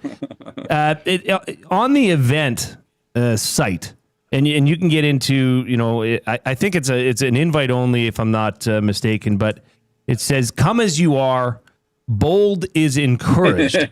Yeah. Now, so I want to ask you, how bold does one Brantt Myhres get with your outfit choice tonight? Oh, I'm going to be wearing a 97 Toronto Maple Leafs jersey. Oh, jeez. He's going as a troll, in other words. Yeah, wow. I'm kidding. You're doing a good job. Having some fun. No, I'm gonna dress up a bit, and I think that anybody can honestly wear whatever they want to wear. It's a party tonight. People have said, is it just non-elk? And I said, no, I'm giving everybody a free glass of champagne when they walk in. And I've rented a live band, and it's going to be, Reid, as you know, like, I think me and you go in the same style when it comes to music, and I love Scorpions and Boston and Firehouse and all this kind of stuff. So that's what we're going to be playing tonight. Well, I didn't realize we are remarkably close in age. You are 12 days older than me. So the music, you're March. I'm April 1st. I'm April 1st, 74. So whatever that would be. Yeah. Oh, wow. I guess, 14 days, whatever that would be. Yeah. So we were exposed to the same. And you had the Def Leppard logo on your shirt the other day. When I didn't get to talk to you much the other day, unfortunately. Yeah. So we went through probably a lot of the similar. I don't know if we like exactly the same stuff, but we would have been. But that was a great thing about growing up. Now I'm getting started on music. But like that was a great thing about growing up in the 80s. Yeah. Like eventually I got into like the Def Leppard, Bon Jovi, and The Rock. But like I can remember like listening to Ched in the early 80s and hearing Def Leppard, Van Halen, Tina Turner, like Cyndi Lauper, Duran Duran, Bruce Springsteen, Bryan Adams, Corey Hart, and you're kind of pulling from all these. Like it was such a great time to listen to music. Well, and remember the big CD case that you'd have as you were driving? The book. It would be a book. You know, and you're spitting on it, trying to clean it off because it's been scratched from after Barry teased at 2:30 in the morning.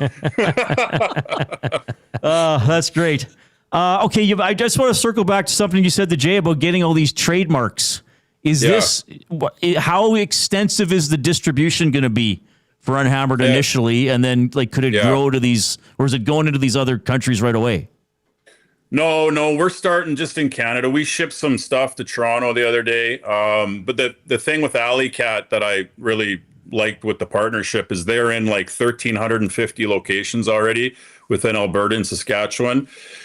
So we just piggyback off that, and they've already sent all the cases to Liquor Connect and then the grocery side. So we're in a really good spot for distribution, and obviously the goal is to go south with this thing.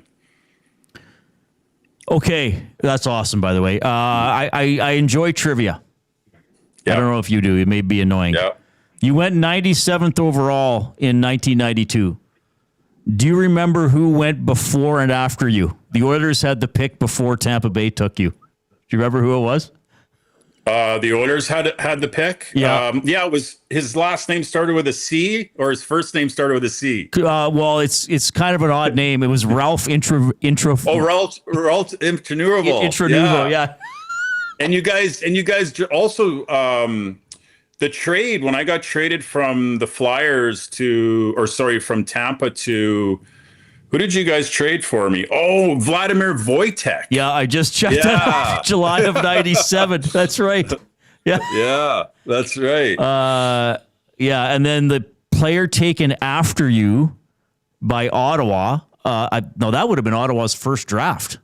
92. 92 was, I believe it was, I thought it was 93, but maybe I'm wrong. Well, it says Ottawa took the guy after you, Daniel Gerard or Gerard. It was Guerard. He played 2 NHL games. Who went after you? Many names of note. There was some actually pretty big names that went in that draft after me that year. Somebody, I think, who's the really good player in Detroit, the Wizard that he retired, the Russian or the I forget his name. I think he went in the 8th round. But there was a couple guys in that draft that went. Oh, some guys played. So Ian LaPerriere went to St. Louis. Yeah. He played over 1,000 games.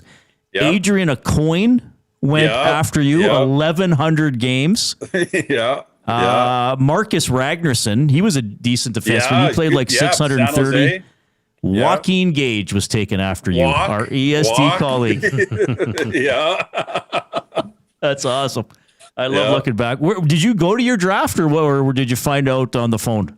No, I had a guy named Carlos Sosa who was my agent in Lethbridge, and I asked him if he could fly my dad, my grandma and grandpa, and my sister to Montreal for the draft, and he did. And so in 1992, we went to the Forum, and I was rated to go in the 2nd round that year from Central Scouting, and I believe it was the first year they opened the floodgates to the Europeans coming in.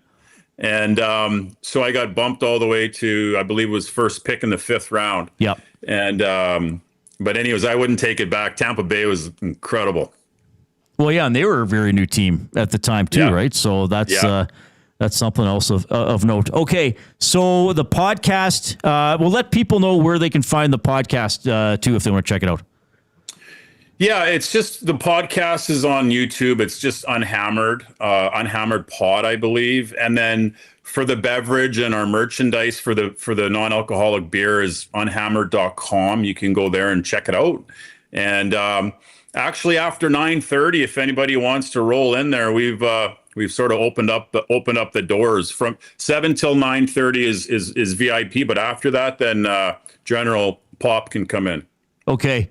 Well, Brantt, we love having you on the show. I got Jay and I both have a lot of respect for everything you do for people, and now helping them enjoy a beverage along the way too, which is great. We'll have to wrangle you to come in on the hangout, or maybe even we can get this spot right here between us. You can come in some afternoon and talk hockey. That'd be fun.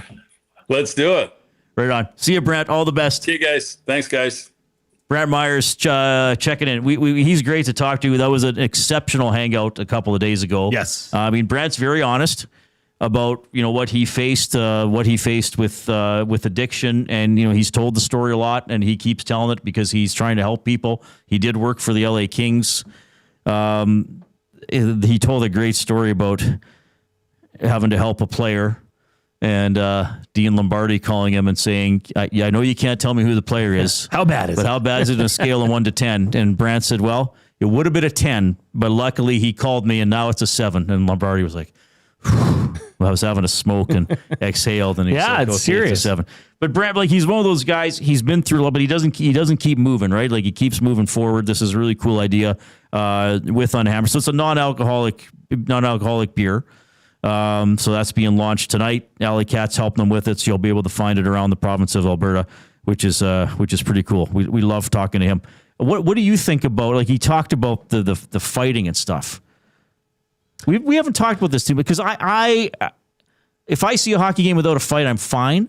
Some of the staged fighting that we used to get, I was kind of like, okay, I get it, but when guys are like really pissed off or trying to stake their territory, like that Canada USA game, I'm like, okay, let's see what you got, because it's passion filled, right? It's not okay. We gotta go. We gotta, hey, I gotta get my bench going, so I'm gonna start a fight. Like that's just pure athletic pride, and especially in that case in the Four Nations, you're pride of your nation, right?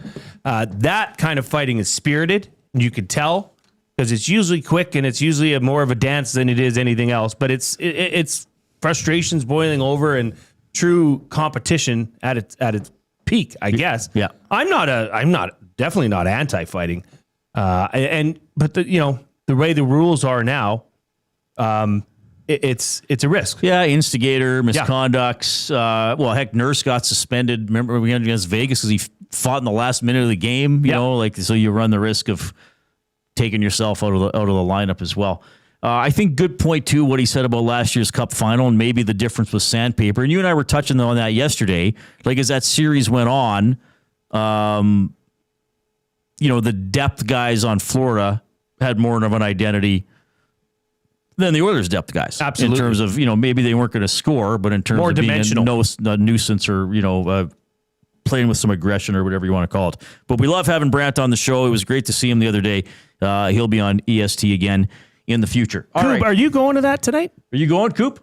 Yes, I will be. Oh, nice. Yeah. You should have hopped on and said hi to Brantt. Said hi to Brantt. I'll see him later tonight. Make sure you say hi to him Make tonight. sure you go say hi. And give us a review. We want a full review of the UnHammered beer. Oh, yeah. I'm looking forward to it. I'll hammer a couple of them. All right. 780-218-9999 is how you text the afternoon inbox, presented by River Cree Resort and Casino, home of Tap 25 Restaurant, $18.99 prime rib special, available 7 days a week, except show nights from 11:30 in the morning to 11 p.m., available for dine-in and takeout. All right, the oil understood for GCL Diesel is ahead. More from Draisaitl, more from Trent Frederic. Here comes the Coop.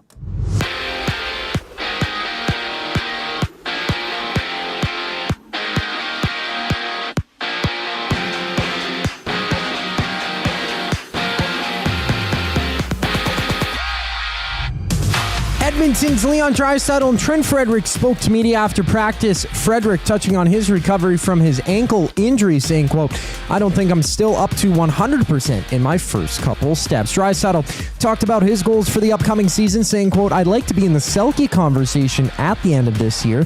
And on the road, the Oil Kings open their season against the Rebels at 7 o'clock. Those two rematch tomorrow at 4 o'clock back in Edmonton. Well, in the NFL, Jaden Daniels is out for the Commanders this week with a knee injury he suffered against the Packers last week. Washington battles Las Vegas Sunday, having Marcus Mariota get the start. And in Chicago, DeAndre Swift is questionable for the Bears due to a hamstring injury. Dallas and Chicago match up on Sunday. And Friday Night Football, there's 2 games, 5 o'clock. Montreal hits the field in Toronto before the Lions and Stamps Buttheads for the late game at 7:30. And in Kansas, the Jays are back in action, opening a 3-game set with the Royals. Max Scherzer to the mound with the first pitch at 5:40. This Sports Update is brought to you by Paramount Flooring, proudly serving Edmonton and area for over 30 years. Their West End showroom is open 7 days a week. You can shop online at ParamountFlooring.ca. The Oil Understood for GCL Diesel is next on The Reid Wilkins Show. I'm Zachary Kubish, and you're up to date. The Nielsen Show with Lieutenant Eric. Mike Garafolo, NFL Network. Yeah, and they're playing hard for Mike McDaniel. Look, is he going to be the coach of the Dolphins in 26? I don't think so. If you had me guess right now, I'd say Joe Brady, a Florida guy who was on the other side of this matchup last night, who is going to be a highly sought-after head coach. I think he's going to be a fantastic head coach. I think he's ready. The way that he operates, the way that he has a relationship with the players, running that side of the ball and running the operation, I think he's ready to be a head coach. The Nielsen Show with Lieutenant Eric. Weekday mornings 6 to 9. Only on Edmonton Sports Talk. Your clear choice for Edmonton sports.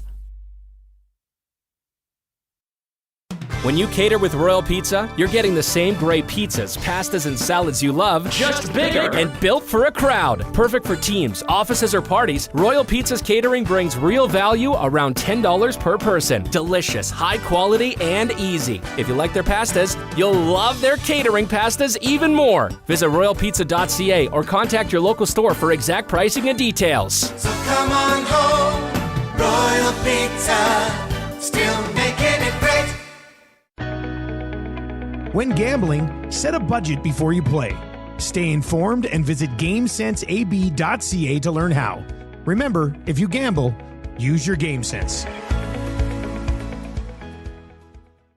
Your home for live music and great performances is the River Cree Resort and Casino. Just wasting gas. Whoa, blurring them dotted lines, killing. Don't miss 3-time CCMA Performer of the Year, Dallas Smith, Unplugged, November 1st at the River Cree Resort and Casino.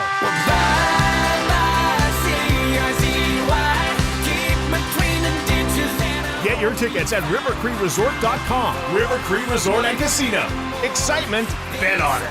Since 1952, William Huff has been the heartbeat of Edmonton's advertising world. From humble beginnings to a citywide powerhouse, we've been the go-to for signage from print to design and installation. Partnering with Edmonton's top sports franchises and major events, we've helped shape the city's global reputation. Our secret? Unmatched customer service, decades of experience, and a passion for excellence we call the William Huff Advantage. Visit us online at williamhuff.com.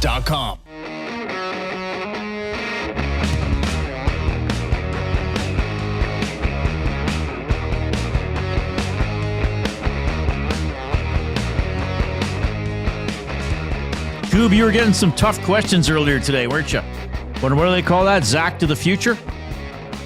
Yeah, I did not pass. That was the second time since we started this segment that I failed.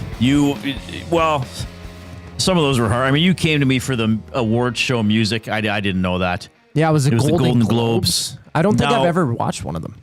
I understand where you went with the Oscar question, but you were given 4 actors, and you had to say which one did not win the best actor in the 90s. What was the question? I didn't. So which of these 4 actors did not win the Oscar for best actor in the 90s? It was Kevin He was given Spacey. Tom Hanks, who won twice. He won for Forrest Gump and for Philadelphia. Okay. You were given Kevin Spacey, who won, I believe, best actor. I'm just looking it up now in '99 for American Beauty. Yeah. Tom Hanks was Philadelphia. He won back-to-back, didn't he? for Philadelphia and Forrest Gump. I'm checking it now. Spacey, I believe, also won Best Supporting Actor for Usual Suspects in 94 or 95.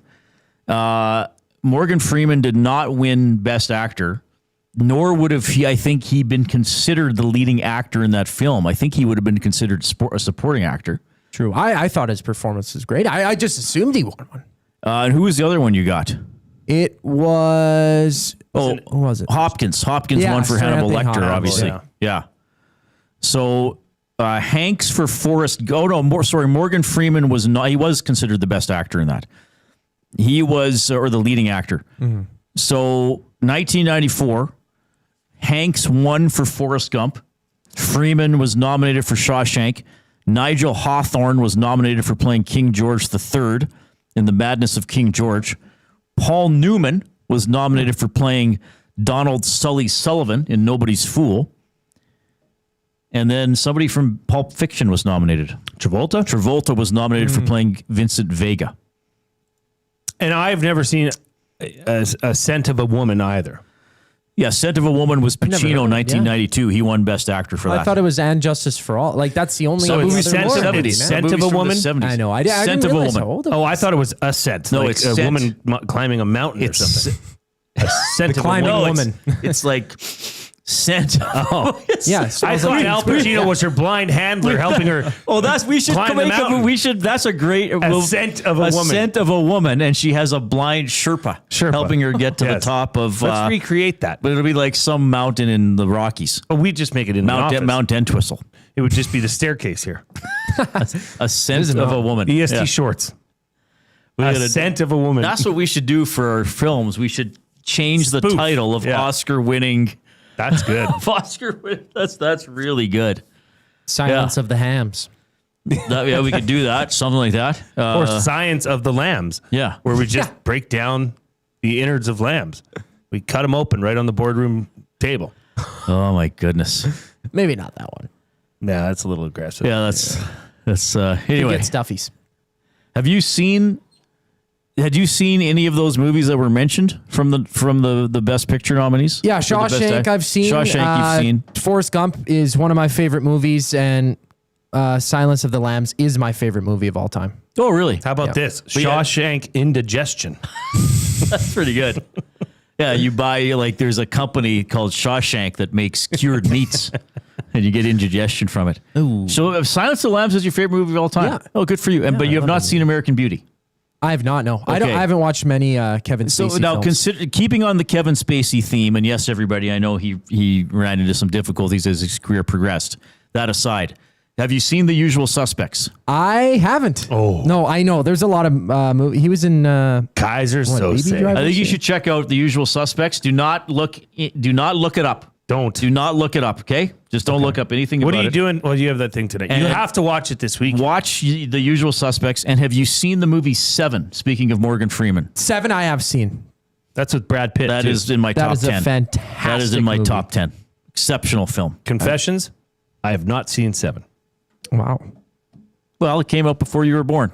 No, it didn't. Not a chance. That's true. It didn't. What movie was Kevin Spacey in where he was a teacher? And there was a little boy that was having some trouble in school. I don't know if it was nominated for an award, but it was a good movie. That's one of the. Is that where he's the MIT teacher and he teaches kids how to play poker or blackjack?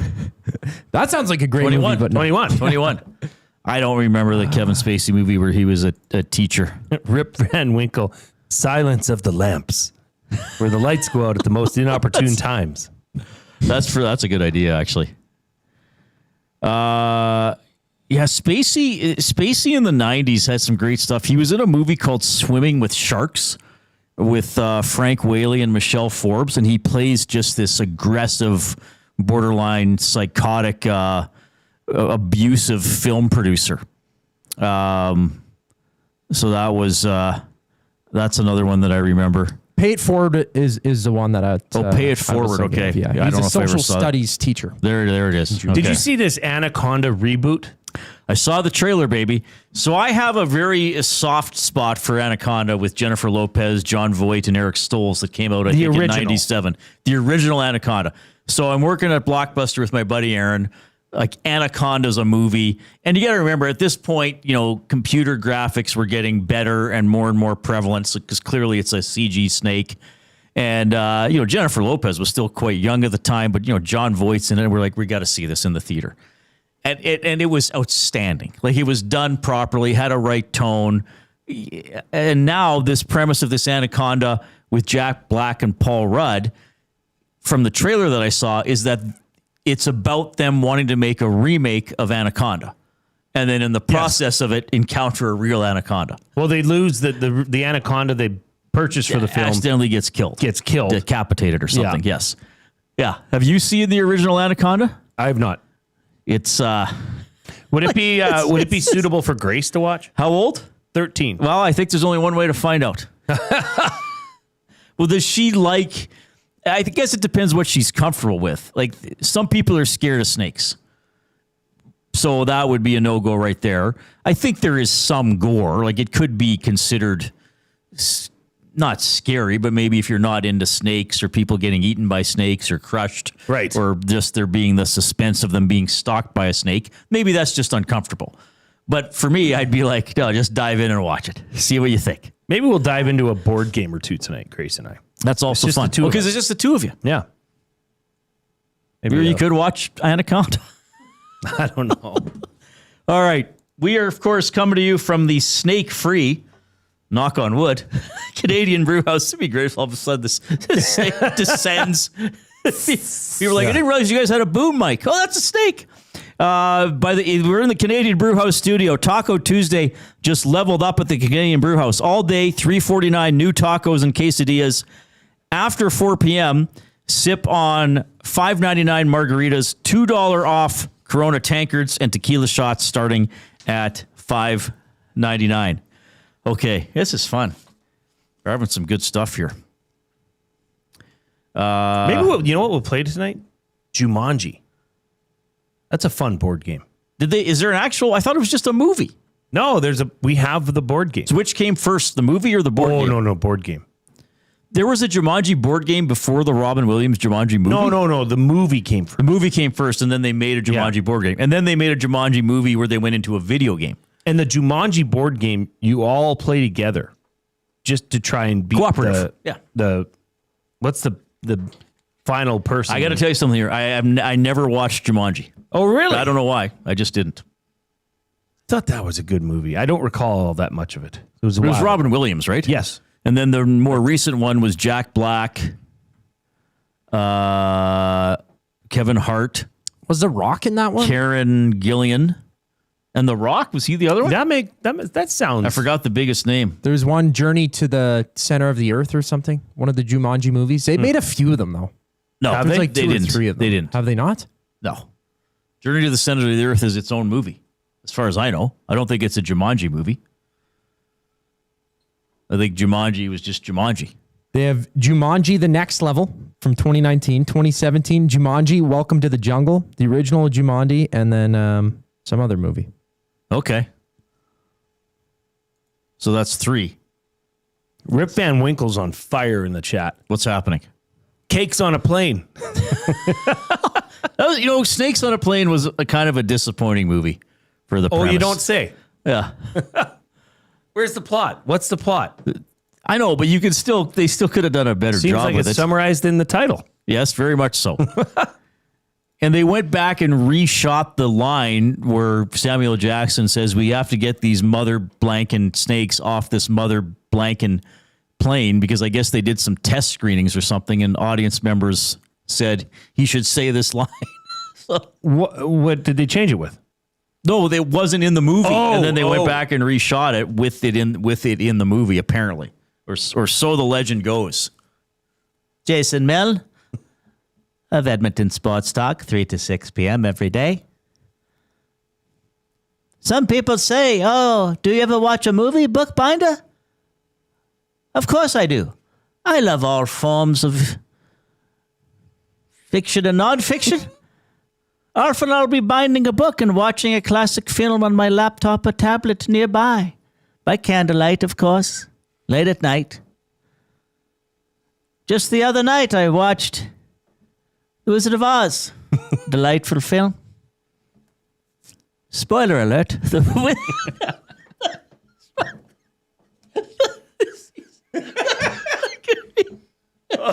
That could be another bookbinder. He spoils like 100-year-old movies, like, or the things that are actually spoilers. Like, I recently watched the original version of Top Gun from the mid-1980s. Spoiler alert: they're pilots. That's actually not a spoiler. That's the premise of the film. Well, but Top Gun could be many things. So what are they gunning? What are they trying to win? Just oblivious. Just like, that's like one of the most popular movies ever made, Bookbinder. Like, you're good. Well, we'll have to figure out a way to get the bookbinder into one of these shorts. Yeah, he'll be around. Well, he helped give out an award at the Estes, which is pretty fun. Couldn't have done it without him. It is the oil understood for GCL Diesel, providers of the best diesel engine components around. From turbochargers to injectors, fuel pumps to sensors, they are the critical engine component experts. Proud to serve Edmonton and Northern Alberta for over 50 years, and now a partner of Edmonton Sports Talk and the Reid Wilkins Show. GCL Diesel. Diesel. Understood. Mm-hmm. All right, Leon Draisaitl, let's start here, and we'll have to have, we got the Past the Pantry Athlete of the Week coming up, so we'll do more Oil Understood after 5 as well. Anze Kopitar, it's going to be his last year in the National Hockey League, a player that Leon Draisaitl looks up to.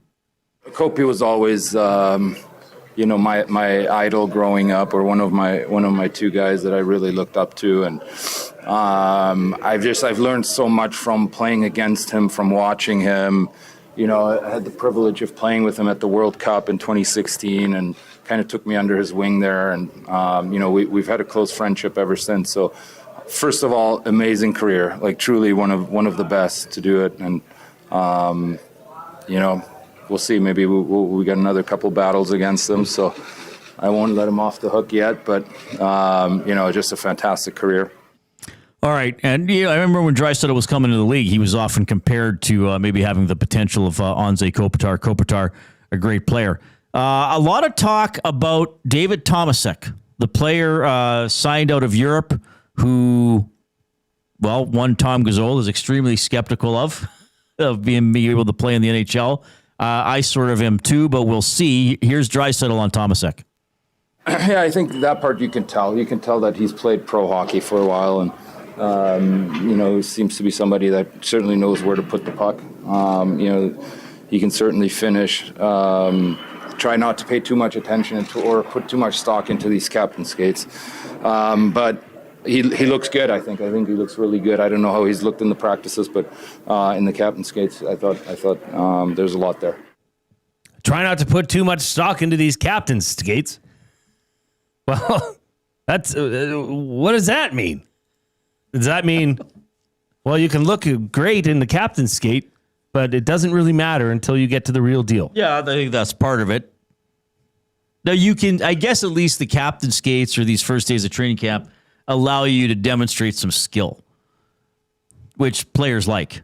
Now, it's another thing to execute that skill in a phone booth, but that's just kind of what playing in the NHL is like. So, but Tomasek's become a bit of a story here, so we'll see how he does. I asked Draisaitl about some of the younger teammates, guys or guys new to the NHL.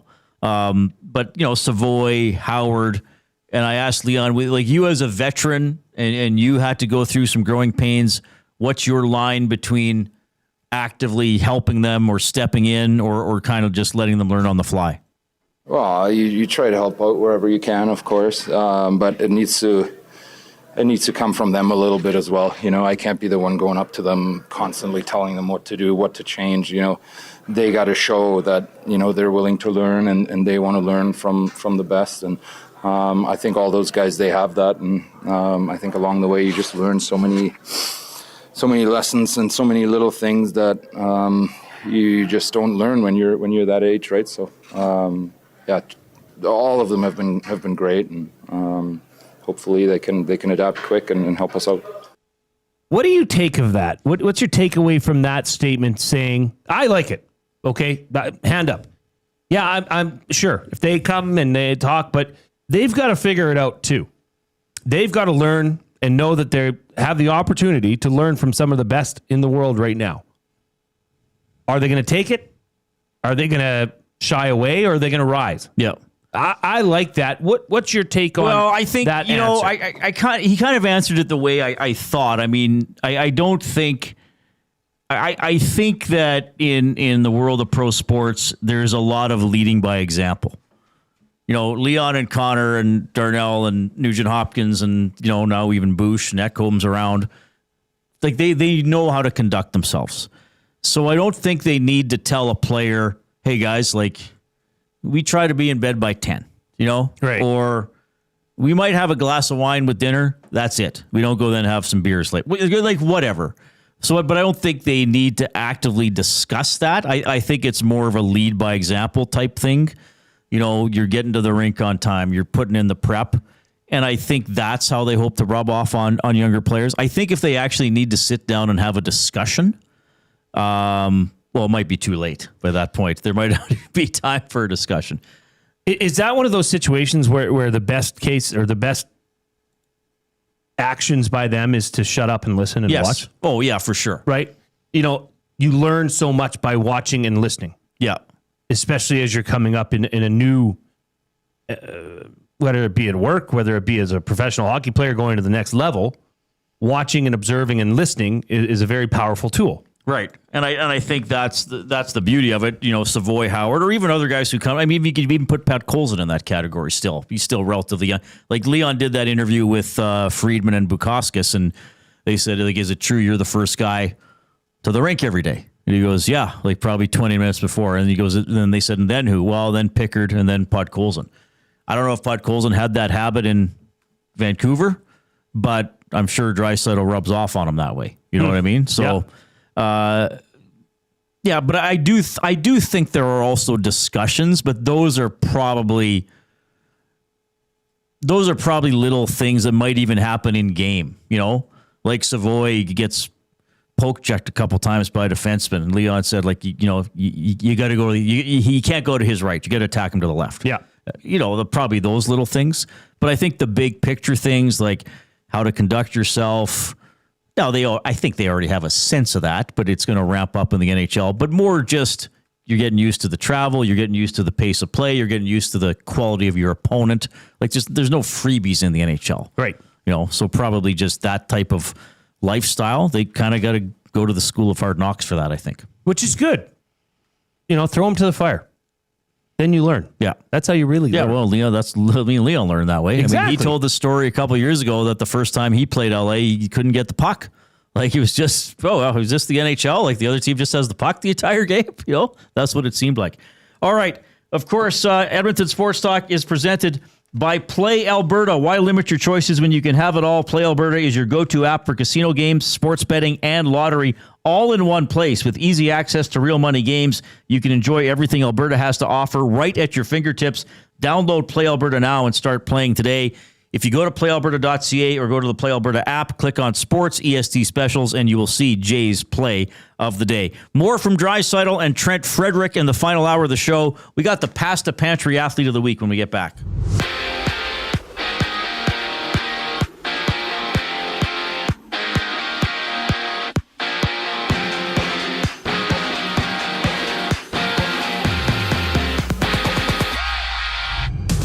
Following Oilers practice, Trent Frederic spoke to media about his ankle injuries, stating, quote, I don't think I'm still up to 100% in my first couple steps. Leon Draisaitl also shared some of his goals for the season, saying he wants to be in the Selke conversation. And the Oil Kings play tonight. They take on the Rebels out in Red Deer for their season opener. Those two travel back to Edmonton to rematch tomorrow afternoon. In the NFL, Jaden Daniels is out this week with a knee injury. He'll miss the first game of his career for the Commanders.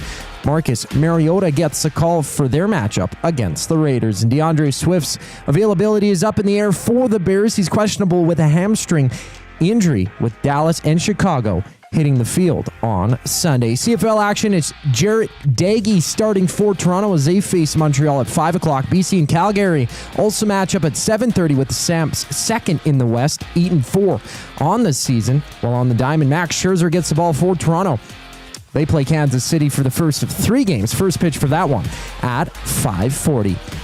The Athlete of the Week is next here on the Reid Wilkins Show. I'm Zachary Kubish, and you're up to date. The EST Hangout. The thing is bowl golf. Oh, right. Yeah. Don't even get me started. It was their disc golf. I've only had and 3 then sips there's of coffee. And then there's bowl golf. No, there's not. There's golf and then there's disc golf. Nobody asks what I'm going golfing today. Yeah.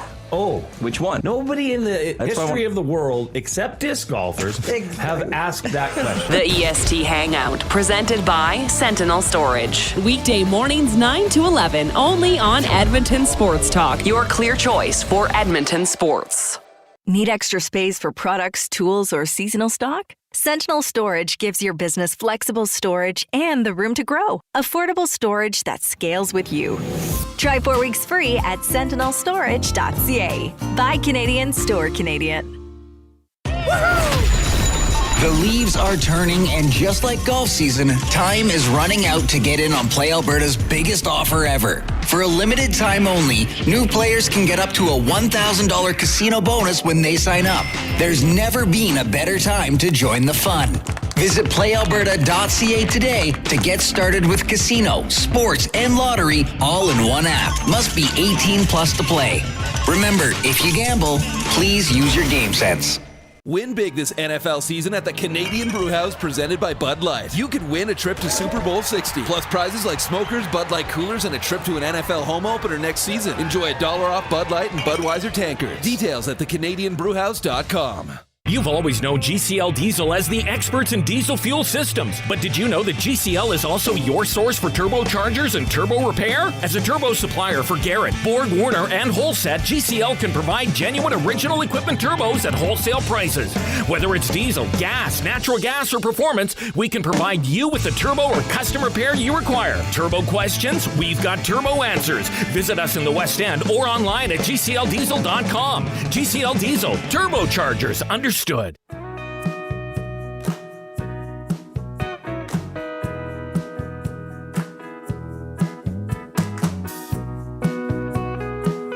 Hope you're having a great Friday afternoon. We certainly are here on Edmonton Sports Talk, along with Jason Milne. I am Reid Wilkins. Maybe you have us on iHeartRadio. Maybe you have us on TuneIn Radio. That's cool. It's also cool if you have us on YouTube. If you aren't getting us on YouTube, hit that thumbs up button. Click, click, click. Must you click? Please, please click. Must you click? You must click. Thumb, thumb, thumb. We try to get to 100 every show, so if you haven't clicked, do not be a pleasure delayer. Get in there and click. If you've already given us a thumbs up, hit the share button and email or text the show link to somebody else and say, hey, check these guys out. They're talking about Oilers training camp. They're getting you ready for the Elks game tomorrow, and they have great feature segments like the Pasta Pantry Athlete of the Week. Pasta Pantry for over 30 years in Sherwood Park, serving hot, delicious comfort food made right in their kitchen. They do it fast, so you can slow down. They're a family at Pasta Pantry. When you go there, you're one of them.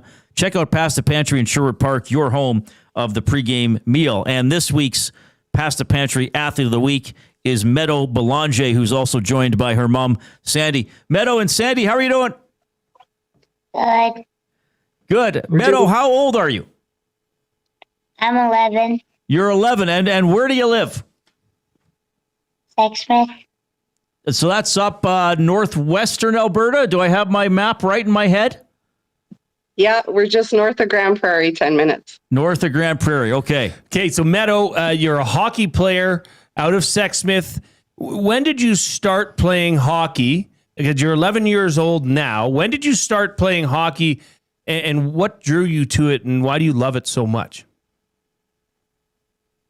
I was 9 when I started.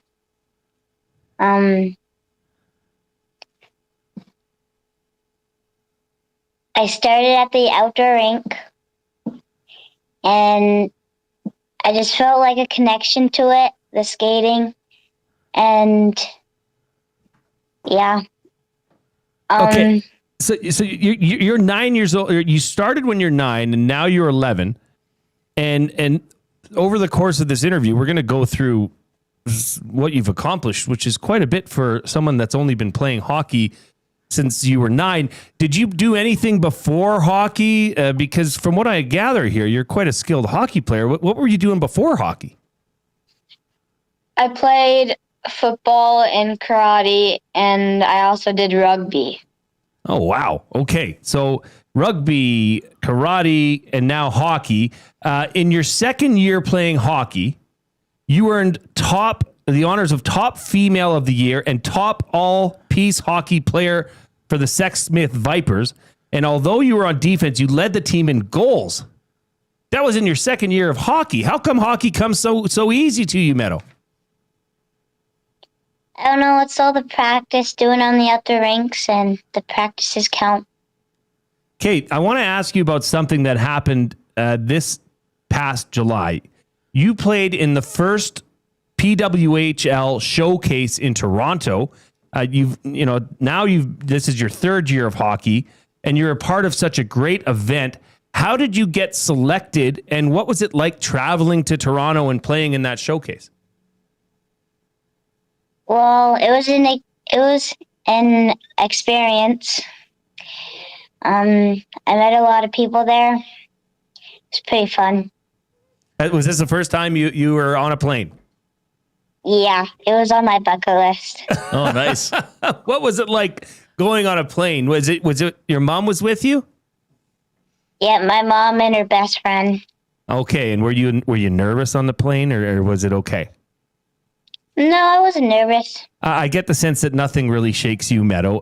Now, present day, you're the only girl playing on the U13 North Legacy Warriors, which is full contact, and you're traveling all over Alberta in the Premier Hockey League. How much of an adjustment was it for you to go from playing without contact to now playing with contact? Well, you get a lot of bruises for sure. And it's fun having to hit people. Okay, so you would say, if I could give you an example, you'd rather be the hammer than the nail. Is that fair to say? Exactly, yeah. Okay, so you're sitting beside your mom, Sandy, who along with one of our listeners, Jason, they nominated you for Past the Pantry Athlete of the Week. Sandy, can you just speak about, I've been going back and forth with you on emails for the last week, and I just get a sense of how proud you are of Meadow, but can you try and wrap that up and just tell us a little bit more about this journey she's on? Well, this is all her. She is the one that wanted to play hockey, and I just support her in any way I can. And it seems like she's on a roll, and she's doing very well. She's kind of natural, and she's very humble about her accomplishments, and she's fun to watch on the ice. Her demeanor out there, she's always checking in with her goalies to make sure they're doing okay. She's a great teammate. She's currently just got picked for assistant captain, and her team voted that for her. She's just a great kid. She's got great common sense. She rolls up her sleeves. She's a hard worker on and off the ice. She's a great student at school. She's been invited, her and her brother have been invited to go play in Prague, Czech Republic next August for the Lions Cup. So that's hopefully in our future. That'll be her and her brother's only time they've ever played together, and it'll probably be their last chance they ever do get to play together. So we're hoping to go to that. I'm really fortunate. She is stacked with great coaches on her team this year that believe in her and their knowledge that they have with coaching. I know this year is going to be a huge year for her and learning the game. And see what's next. Well, Sandy, that's awesome. Yeah, that's a great way to sum up Meadow. Meadow, it sounds like you're pretty special. We congratulate you on being the Past the Pantry Athlete of the Week. Continued success. You're a great story. Before we go, who is your favorite hockey team and player? My favorite hockey team, like a professional hockey team, Sure. the Toronto Scepters, and my favorite player is Sarah Nurse. Oh, very good. There you go. Okay, good choice for sure. All right. Well, thank you very much for coming on the show. Past the Pantry Athlete of the Week. Sandy, thanks for helping us out and making the nomination. Meadow, congratulations. Again, continued success. You're a great interview, too, so hopefully we're talking to you again someday. Sounds great. Thank you so much. Yeah, thank you. Right on. Meadow Belanger is the Past the Pantry Athlete of the Week. Sounds like a great kid, great athlete. Good to have her mom, Sandy, there as well. So what does she get again? She gets a $25 gift certificate to Past the Pantry out in Sherwood Park, as well as a custom Past the Pantry Athlete of the Week hat. So I'll be emailing her mom, Sandy, all the information on how to pick that up. And if you know somebody just like Meadow that you think deserves to be recognized, please email me, jay@edmontonsportstalk.com.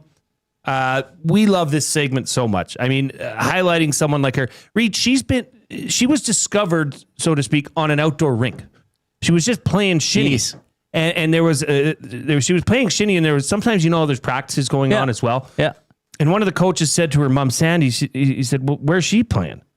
She says, well, she doesn't play. Yeah. And he said, I think she should. She should, yeah. So just an awesome story. Love hearing from the youth. And it doesn't have to be an 11-year-old like Meadow. It can be a 82-year-old. Well, we've covered quite an age range in Athlete of the Week already. Yeah, that's fantastic. We've had, because didn't we have someone who was 9? Mm-hmm. And Ken was 83, I believe.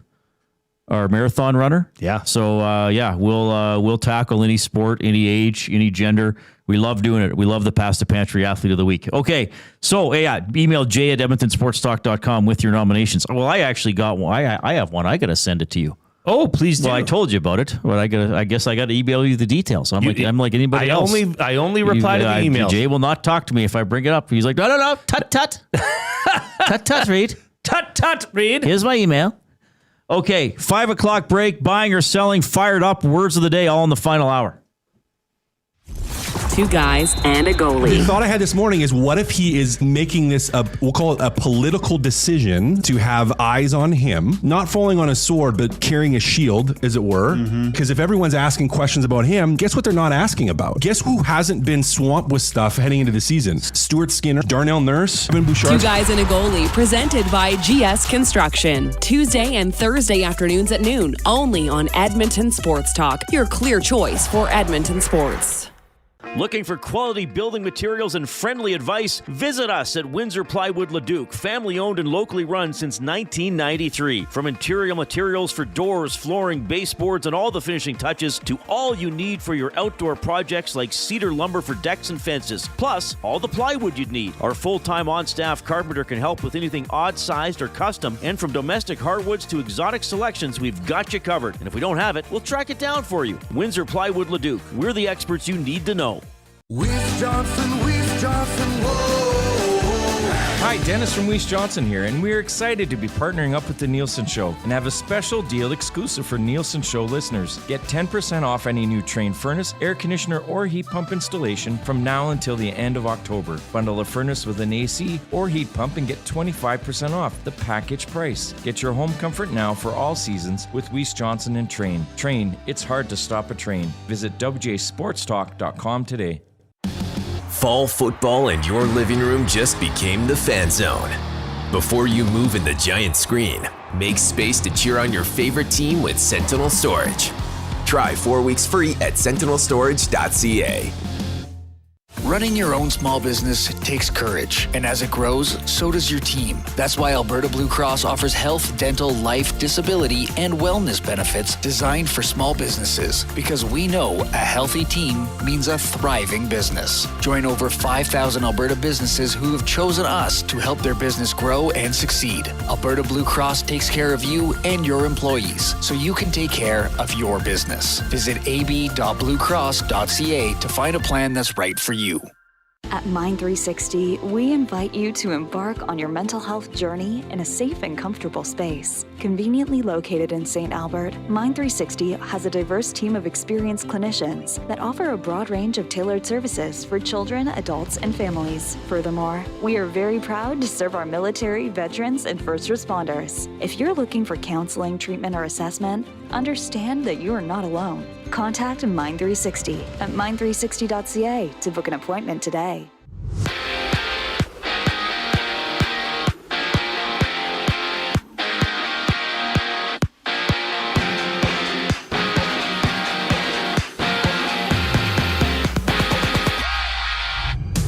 Edmonton's Draisaitl and Trent Frederic spoke to media after practice. Frederic, touching on his recovery from ankle injury, saying, quote, I don't think I'm still up to 100% in my first couple steps. Draisaitl spoke on his goals for the upcoming season, saying that he wants to be in the Selke conversation at the end of the year.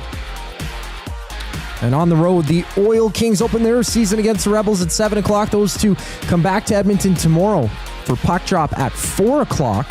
And in just a moment, Friday Night Football kicks off. Montreal hits the field in Toronto. After that, the Lions and Stamps butt heads at 7:30. For the Elks, they play tomorrow in Hamilton. Tune into the Green and Gold Kickoff Show with Matt Iwanek and Jay Milne, which goes live at 4, only on EST. And down south in the States, Jane Daniels is out for the Commanders this week with a knee injury he suffered last week against the Packers. Washington battles Las Vegas Sunday, having Marcus Mariota get the start. And from Kansas, the Jays are back in action, opening a 3-game set with the Royals. Max Scherzer to the mound with first pitch at 5:40. I'm Zachary Kubish. That was your Sports Update. Hour 3 of the Reid Wilkins Show starts right now.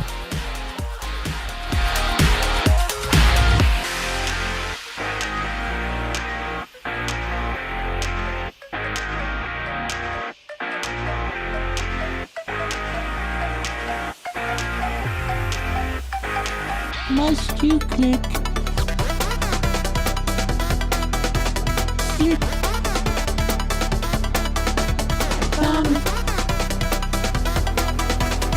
Must you click? There is the Thumb Click remix, is put together by Zachary Kubish. Yes, a reminder, if you are taking us in on YouTube, hit that thumbs up button. If you've done that already, share the link to the show with somebody else. Say, heck, check these guys out. Give them the thumbs up. Maybe you're on iHeartRadio, TuneIn Radio. That's also fun. Look who is on the ESTV. Dustin Nielsen doing an on-camera with Glenn Suter before this game. So this is Montreal at Toronto. Must be a tight booth. Elks fans, we are recommending you pull for Montreal in this game. They look uncomfortably close there.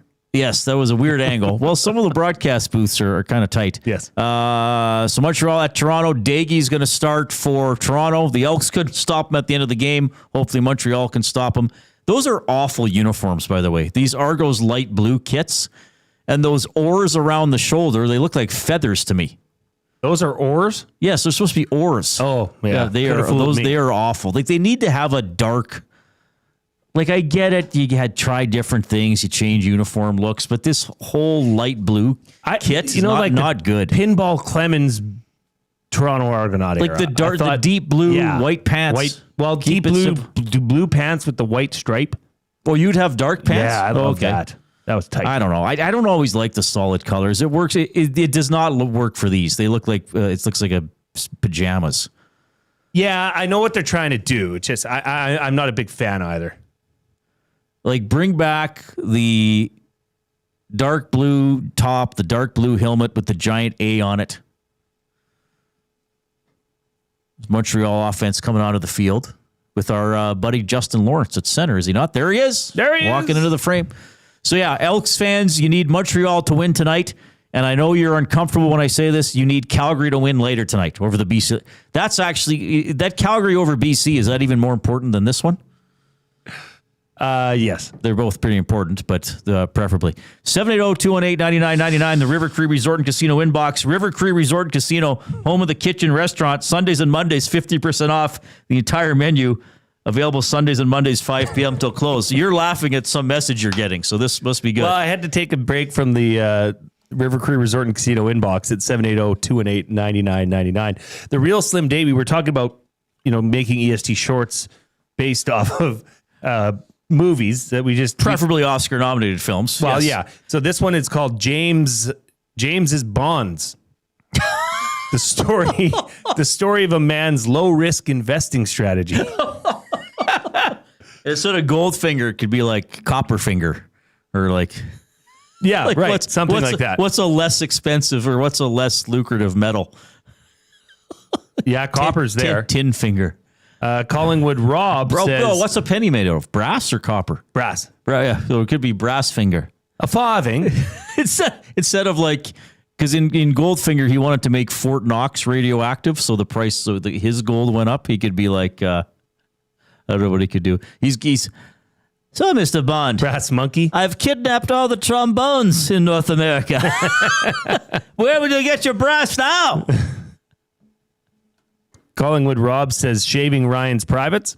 Okay, that's I think that movie's been made, you sick little... Instead of Airbender, it's Bookbinder. A film about me. Isn't that... I do notice the voices are subtly different. The Bookbinder's a little airier. Yes. Yeah, the River Lion's a little more menacing and psychotic. The Bond villain is a little more menacing. I gotta say, the River Lion's really growing on me. Yeah, I struggle with how to work him in, though. Especially when the River Lion is confronted by a one-armed drummer from Def Leppard. It's like the most specific. I guess TV shows were like that. Like, how could the littlest hobo run into a child who needs help every single week? It's kind of like the River Lion. Yeah. Every episode, somebody wants to cross the river, and they just happen to have an instrument sticking out of their backpack. It's always a musician. Yeah, and also the off-topic topic was pretty fun for William Huff. If you were to do cosplay, who would you dress as? So I will be going to the Fan Expo tomorrow. It's already starting tonight. Lots of cosplay there. Joaquin Gage would go as Wolverine. I'd love to do Spider-Man myself, or maybe a Cylon, like a fun Cylon costume with a working red light going back and forth across the eye panel. That would be pretty good. We got a lot of ones in this early. This was one of the off-topic topic. Let's face it, sometimes it's a dud. This was good. Sometimes it lasts throughout the entire show. But this one today, everything came in right away. Like, people jumped on it right away. So yes, we had a burst of off-topic topic suggestions earlier. Pennies are made, they're copper-plated zinc. Copper-plated zinc. With a core of 97.5% zinc and a thin outer layer of 2.5% copper. So we'd have Copperfinger would be the villain for James's Bonds. And he'd just have all those old big Crown Royal Texas Mickeys full of all your old change. Or he would open up like a chest, and instead of gold coins in it, there'd be like, maybe several thousand pennies, but still, that's only about $20. Couple like shortened water pipe found off a construction site. Look, Mr. Bond, let's see what or that's his ransom. Remember how... what was the guy in Austin Powers, the villain? I can't remember now. Dr. Evil. Dr. Evil. He wanted $1 million, and that's not a lot of money. Copperfinger would be like, I'm holding you at ransom unless you provide me with a case full of pennies. Well, we don't even make pennies anymore. We'd probably find some. Like, well, how big is the case? Oh, quite large. Quite large, Mr. Bond. A laptop case, or an iPad case. Look, would you settle for $1,000? We just give you $20 bill. Like there'd be about 2,000 pennies in there. Yeah. Or he has like a guess how many pennies are in the. That's how he's torturing James Bond. It's like, so Mr. Bond, I would be happy to release you of your bonds. First, instead of odd job, odd coin, odd coin, come. So, Mr. Bond, here we have a pickle jar. Rather large pickle jar, stuffed to the brim with pennies. How many are in there? 50? 500? 5,000? If you have the closest guest amongst my staff members without going over, then I will free you. And you get to take the pennies with you. Bond's like, what is your plan here? I think we're onto something here. Copperfinger. Silence of the Hams. Going back to your canned ham. Oh, that's pretty good. That would be good. Okay, we're having a good time. Hopefully you are as well. We love chuckling on this show. We also love buying or selling. For Damon Bunting, a consistent top-producing realtor in the greater Edmonton area for over 18 years, he and his team would love to help you find that right home or make the move from your current home. Community-driven, he understands what it takes to make a difference in our city. Check him out, DamonBunting.com, or the Instagram handle of Damon Bunting Real Estate. No, the one guest. Oh yeah, the guy that made the different skins for NCAA football into CFL. Oh yeah, the guy. Don't you remember his parents had a wall made of pennies? Yeah, they had a wall of pennies. That's that would right. be his. That would be his lair. That'd be his lair. So, Mr. Bond, do you notice anything unique about your handcuffs? I don't know. They feel a little different. Yes, they're made out of recycled pennies. Soon, I start with one set of handcuffs on you, then 009, then your Prime Minister, then every citizen in the UK in a penny handcuff. Okay. How long do you think that's going to take? Well, I'm slowly collecting pennies, all right? It's just I'm in my lair. Just leave me alone. I don't know why I captured you and told you that. Oh man, my face. Oh my goodness. Let's do buying or selling for Damon Bunting. Trent Frederic, and I think a lot of Oilers fans are buying that he's going to have a bigger impact on the team than he did last year. Just one regular season game, and then limited by injury to one goal in the playoffs. And he talks about what he had trouble with last year in the postseason. Skate? No, I'm sure. Could you not push off? No. I mean, what was the worst thing? What was the biggest thing that you couldn't do because you only had the one leg that was working? No, I mean, my other leg was working, no doubt. I mean, just I don't want to get too into details, but I couldn't skate as well. I mean, like first couple of steps. Yeah, first couple of steps. I mean, I don't think I'm still up to like 100% in my first couple steps, but just skating around is so much better. I have a little flexion in my ankle actually now, and just feel way more comfortable on my skates. All right. I mean, clearly not a healthy player last year in the postseason. He said he's still maybe not quite all the way back, but I was watching him skate at practice today, and he seemed okay. Like it is a training camp practice, but he's an important player. And Stan Bowman said a couple of days ago, a unique player, right? Because there's a potential for offense and some ruggedness and intimidation. And that's both those things I think are badly needed on this Oilers team. 100%.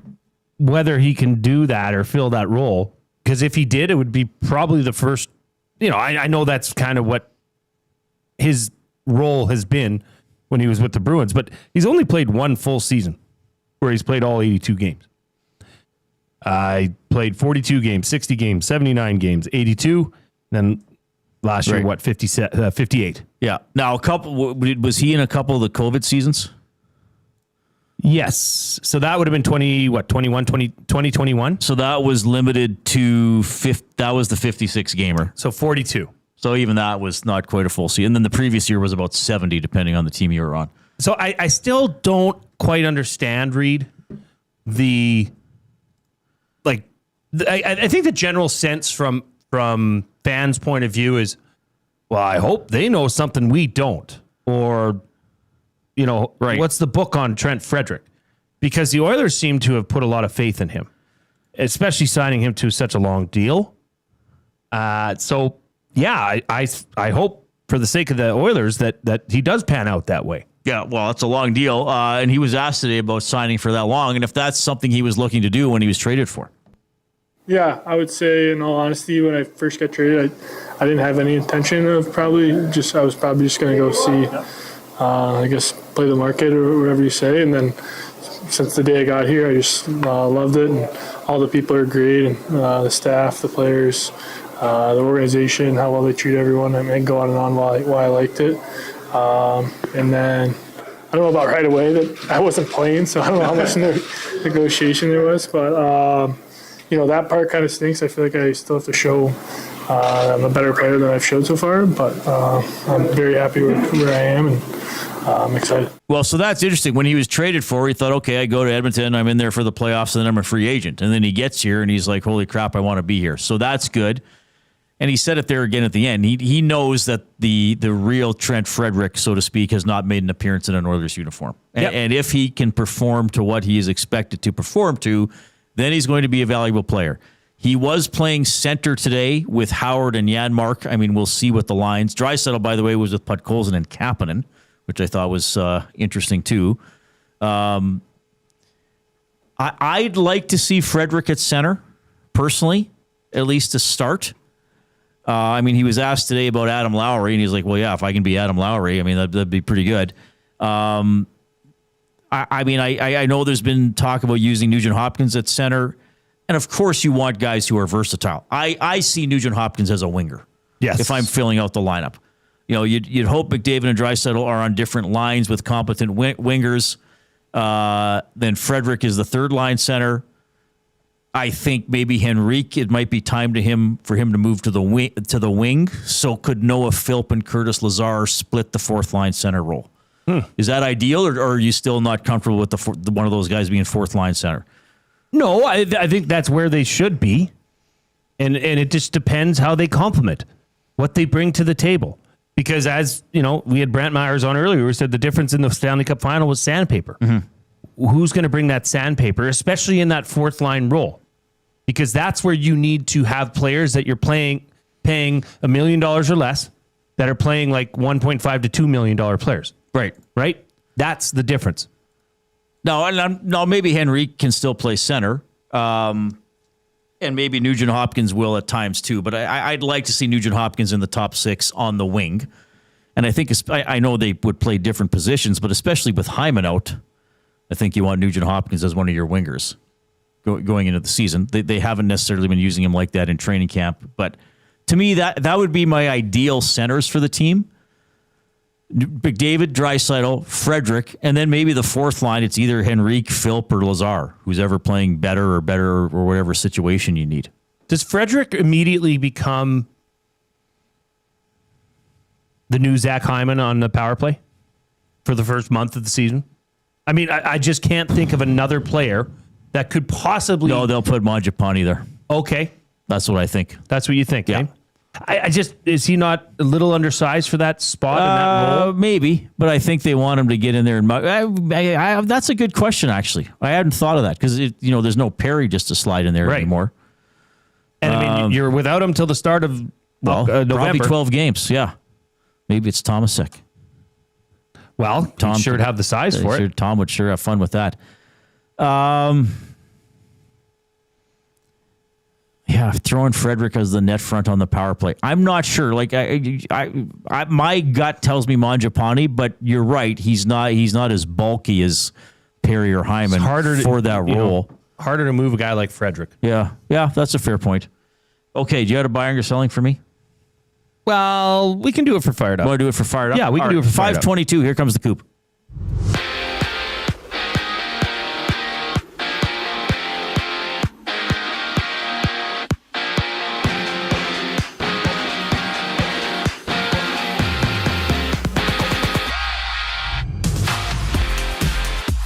A few Oilers spoke after practice. Leon Draisaitl saying that he wants to be in the Selke conversation by the end of the season as Trent Frederic was asked about his ankle injury, with Frederic stating, quote, "I couldn't skate as well," adding that he doesn't think he was up to 100% in his first couple steps.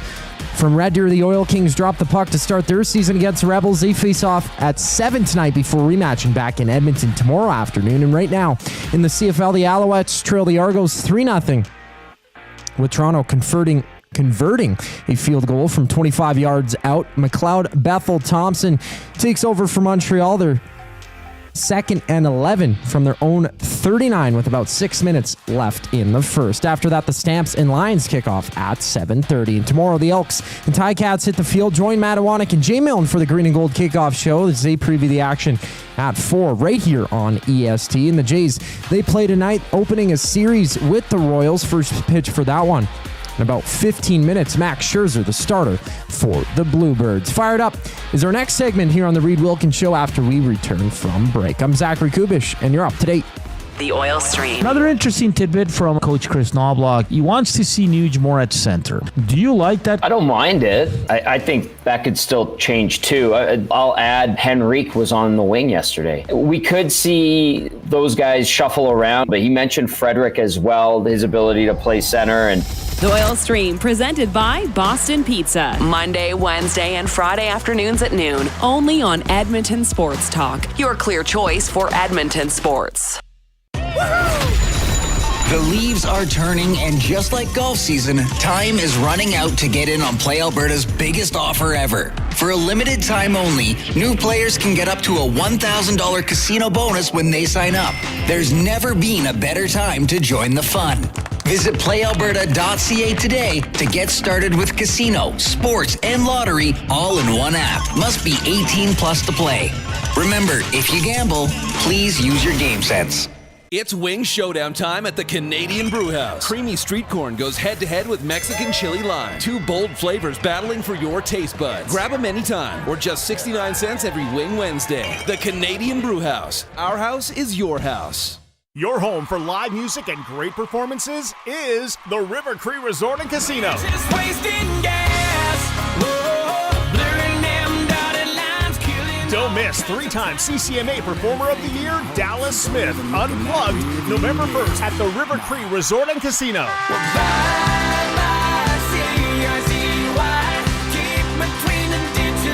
Get your tickets at rivercreeresort.com. River Cree Resort and Casino. Excitement, bet on it. Need extra space for products, tools, or seasonal stock? Sentinel Storage gives your business flexible storage and the room to grow. Affordable storage that scales with you. Try 4 weeks free at sentinelstorage.ca. Buy Canadian, store Canadian.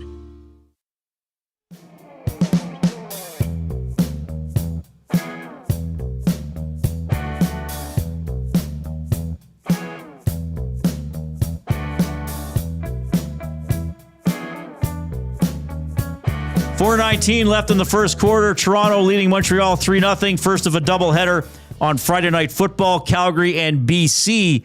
Later on, the Elks play at 5 o'clock tomorrow in Hamilton. And the Green and Gold kickoff show with Jason Milne and Matthew Wannock will start on Edmonton Sports Talk at 4 o'clock. And then they'll be on the show after, on the stream after the game as well for the Green and Gold post-game show as we take you into Fired Up for Gemco Fireplaces, proudly serving Edmonton and area for 45 years, the authorized dealer for Napoleon fireplaces. Whether it's gas or wood burning, look no further than Canadian-made Napoleon fireplaces. All the Napoleon products you need available at Gemco, 9281 50th Street. River Cree Resort and Casino inbox at 780-218-9999. Seal, our friend Seal, is in the inbox. His song was on the EST afternoons. That's right. Kissed by a Rose. Yeah. He says, Dear Hans Gruber, why didn't the Oilers give Klim Kostin a PTO?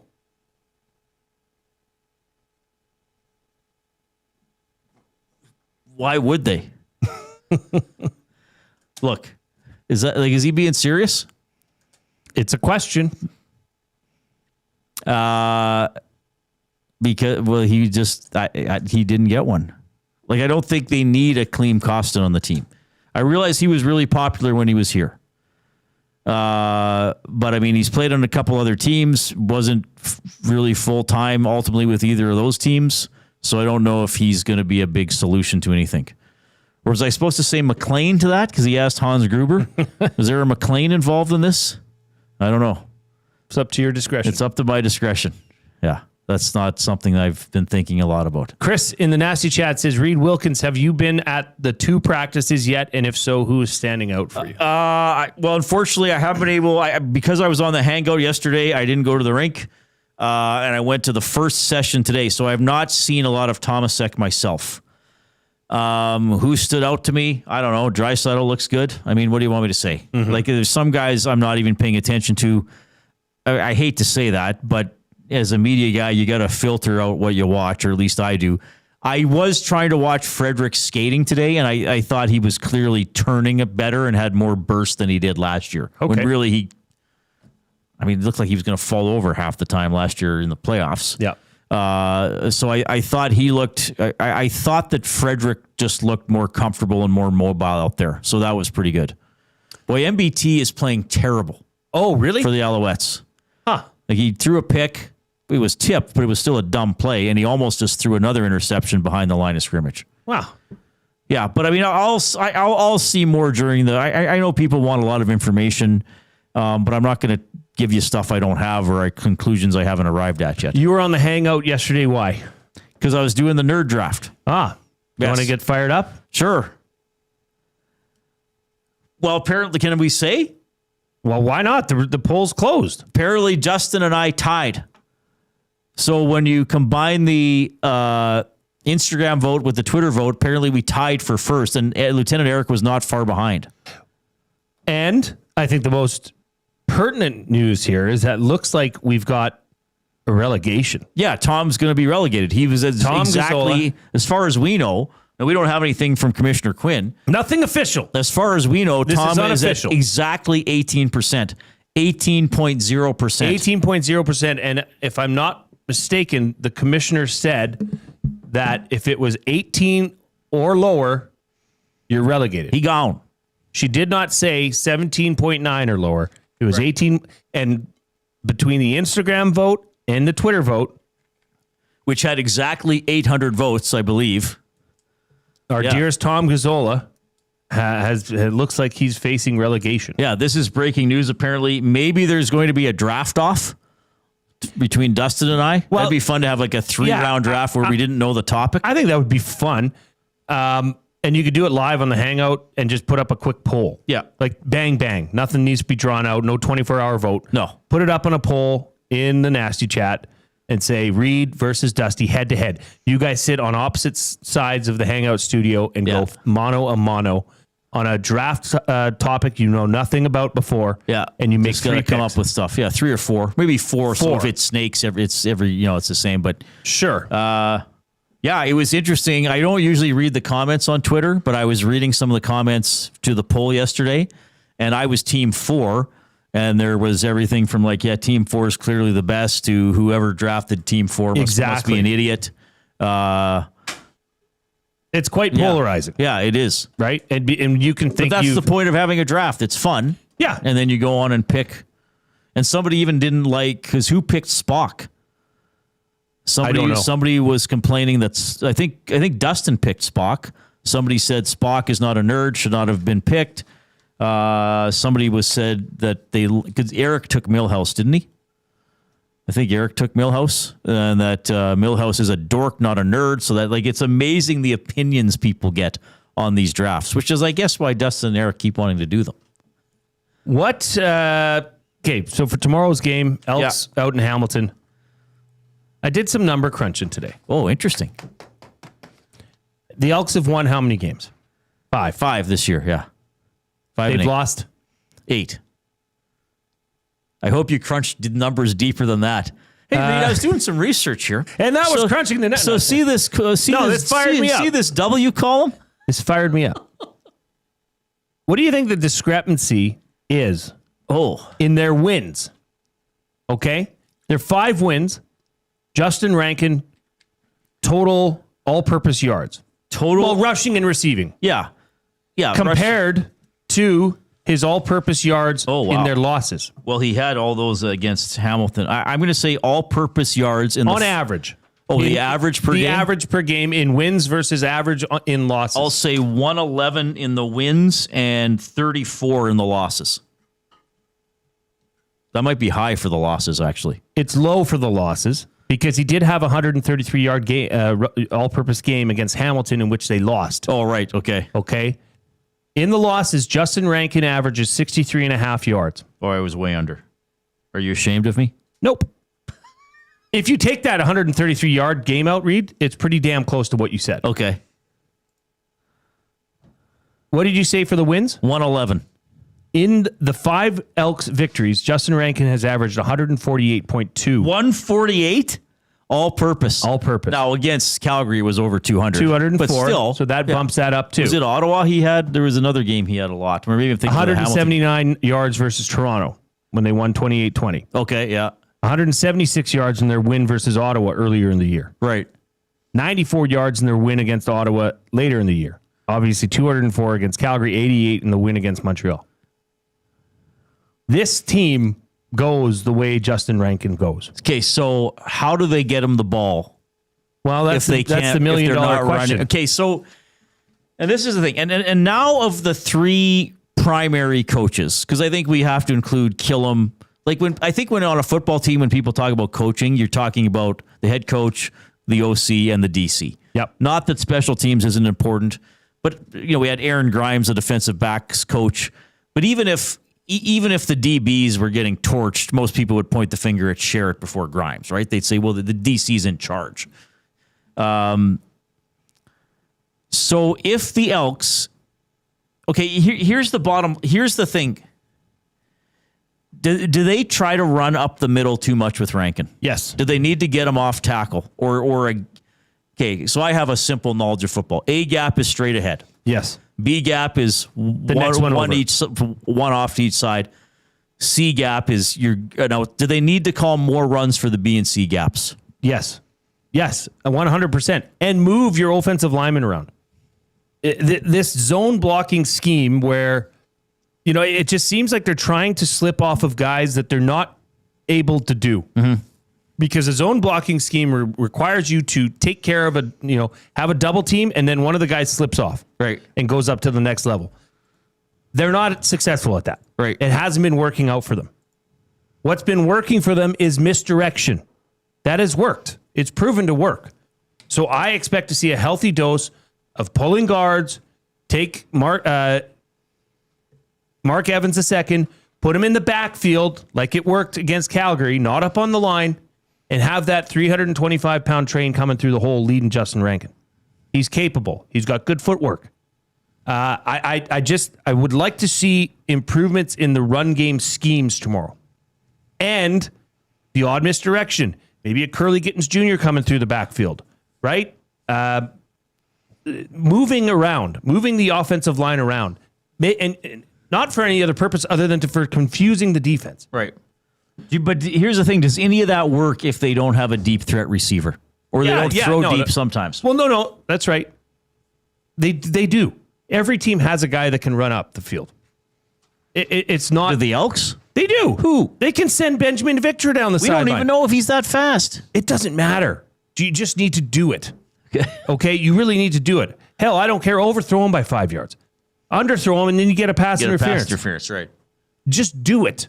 You have to do that. Last week, they did not have one deep shot. Forget big plays. They didn't have one big shot. Right, because their two longest... I mean, there was that one play. Remember Arkell Smith caught it, and then he backpedaled for 20 yards? Yeah. Because he kept thinking he was going to get hit. He just kept going. Now, do you think if you just need Rankin to touch the football... Yeah, put him out at receiver then. Or swing him out? Well, that would be... Wow. Yeah, boom. That's a great thought, Reid. Or, hey, have you ever heard of something called a screen? Well, they've had a couple nice gains off screens. Yes, they have. But did you see one last game? Not one. Did they not try one last game? To the receivers, not to Justin Rankin. I think they tried a couple against Hamilton because didn't they get one? Oh, no, because it's Hamilton, or not Hamilton, who did he have all the... Toronto. Or Calgary. Yeah. Calgary, they didn't need to get him any screens because the running game was working. Yeah. But at the same time... Okay, so what is... Sorry, I cut you off. No. But what did they have? What was working for them against Calgary? He got out around the edge. And they had Mark Evans plowing corners and sealing off linebackers. Right. Okay. Turning guys' hips. That didn't happen last week against Toronto. Okay, so if we think... So I think we recognize, you and me, and I think most of the fans recognize there are some talent deficiencies on offense. I think the O-line needs to be bulkier. I don't know how much Ed can fix in season. He has brought in O'Donnell. And I think they need more explosive talent at receiver. Having said that, even with those shortcomings, they have had good offensive games. And they still scored points against Toronto, whether there was off turnovers or not. They got to 30. So what do you think? And I remind this of people, if you don't like Jordan Maksimic's plays, he is not calling plays to try to annoy you. He is calling plays that he thinks will work. So what do you think he is seeing that he thinks will work that doesn't work? Or is he putting too much faith in certain players? I think he's got a Novocaine thing, right? Just give it some Novocaine, give it some time, it'll work. Okay. I don't like that. If it's not working in the first quarter, get rid of it. Scratch it off your playlist. Because here's the reality, Reid. Hamilton has the worst ranked rushing defense in the CFL. Okay? Edmonton's is third now. Edmonton's been doing their job. Edmonton was 9s across the board much of the season. Defensively, right. Hamilton has the worst rush. They give up rushing yards. This should be a game to get things going again and get Justin Rankin going. Get Justin Rankin in well over 100 all-purpose yards. If Justin Rankin, here, I will make a guarantee. If Justin Rankin has over 125 all-purpose yards tomorrow, the Elks win. It's that simple. Bethel Thompson is awful. Did he throw another interception? He threw an interception underthrown by about 7 yards down the left sideline. Well, Jay's play of the day was on Toronto because of McLeod Bethel Thompson. But the Elks need Montreal to win. It was like, no, you could have intercepted it. You played defensive back in Canada West, and you're still in pretty good shape. I could have intercepted this. Well, maybe not. Oh, I might have had a chance. He had to drag his toes. Oh, yeah, yeah. Was he okay? in? It wasn't quite as lame duck a throw as I thought, but it was vastly underthrown. Yeah, he got a toe down. Yeah, that's. It's picked off. I probably wouldn't have got there quick enough to intercept it, but I wouldn't have been beaten deep. But you probably would have intercepted it. I don't know what MBT is doing. Here's the problem, though. Calgary's also number 1 in the CFL in the turnover ratio. So who is? Hamilton. So, a good way to take care of the ball is to run it down their throat. Well, Bo Levi is good. His touchdown to interception ratio is the highest in the CFL. Right. I don't expect a 4 interception game from the Elks, but they're going to have to get on the receivers and hit them. Yep. Because last game, they didn't give up, from what I remember as the game went on, they didn't give up a lot of deep shots to Hamilton, but Bo was like, I'll go here for 8. I'm going here for 11. That's I'll fine. Go here for 4. Take it, because Bo will not live with that for long. Bo will take his shots. Bait him into it. And take advantage of it when it happens, because they will happen. They love taking their shots. But control the pace of play. Control the game. Take over the game. Slow it down to your pace with one of the best running backs in the CFL, one of the best all-purpose players in the CFL right now in Justin Rankin. Feed me, Seymour. They got to feed him. Yeah, but like we've been talking about, the Elks have improved throughout the course of the year. They got a lot of work to do to get from playoffs, but I am with, because I was denying this a few weeks ago. I do think they have the potential to beat anybody, but I think the next 2 games are going to be extremely tough.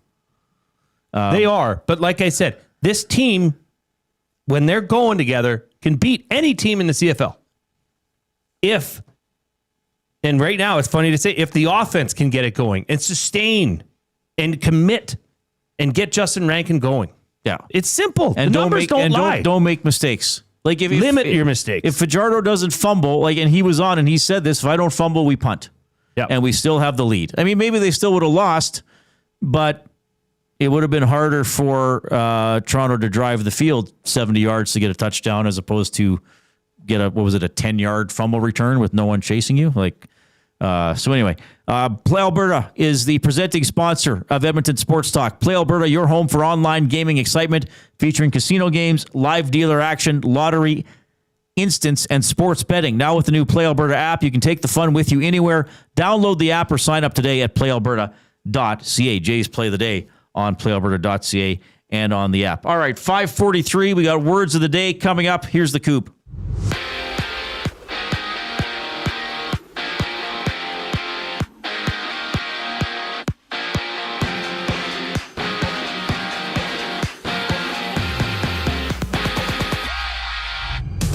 Following Oilers practice, Trent Frederic spoke to media about his ankle injury, stating, quote, I don't think I'm still up to 100% in my first couple steps. And Leon Draisaitl shared some of his goals for the upcoming season, saying that he wants to be in the Selke conversation. And the Oil Kings begin their season on the road, battling the Rebels at 7 o'clock. Those two travel back to Edmonton to rematch tomorrow afternoon. And from Toronto, the Argos lead the Alouettes 6-0 with 2 field goals. Montreal first and 10.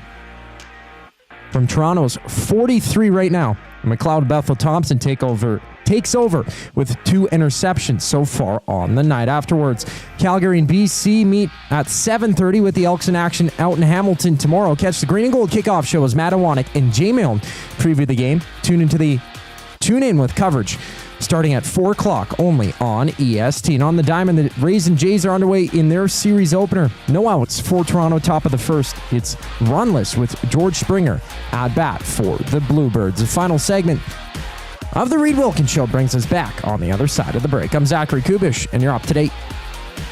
EST Afternoons. Simone Lawrence. Simone, how you doing? No, y'all intro music is perfect. No wonder y'all got one of the best shows in the world. You had me feeling like I had a nice tuxedo on, you know? I'm excited. Elks versus the Hamilton Tiger Cats. Woo! And this is the kind of game the Tiger Cats need. EST Afternoons, weekday afternoons 1 to 3, only on Edmonton Sports Talk. Your clear choice for Edmonton sports. Your brand deserves more than just a whisper, it deserves a buzz. At the Hive Product Marketing, they specialize in promotional products that bring the buzz. From eye-catching giveaways to unforgettable keepsakes, they got the perfect products to make your brand stand out and get noticed. Visit the Hive Product Marketing and let them create the buzz your business deserves. The Hive Product Marketing, the official merch partner of Edmonton Sports Talk. Visit them online at thehiveproductmarketing.com. Looking for a winning strategy for your retirement? Contact me, Joaquin Gage at K4 Financial, where expertise meets dedication. I will always look for a careful approach to your retirement, ensuring your financial future is secure. From tailored strategies to clear, actionable advice, I'm here to guide you every step of the way. Don't leave your future to chance. Get in touch with me, Joaquin Gage, today at k4financial.ca or email joaquin.gage@k4financial.ca to start planning for a brighter future and a more secure retirement. Hi there. If you're like me, you like to picture yourself in luxury, even though there's absolutely no way you could afford it. And if you can, well, even better. Thankfully, I picture myself in something that is luxury, but still absolutely affordable, like the all-new Mazda CX-90 from Park Mazda. With the new luxury features like facial recognition settings and quilted detail Napa leather seating, I can pretend to be comfortable with all of my proper settings activated without even touching a button, thanks to Mitch Lewicki and the great staff at Park Mazda. I like to picture Mitch Lewicki as a ninja fighting off evil samurai. Park Mazda, your dealer for life in Sherwood Park off Y Road, parkmazda.ca.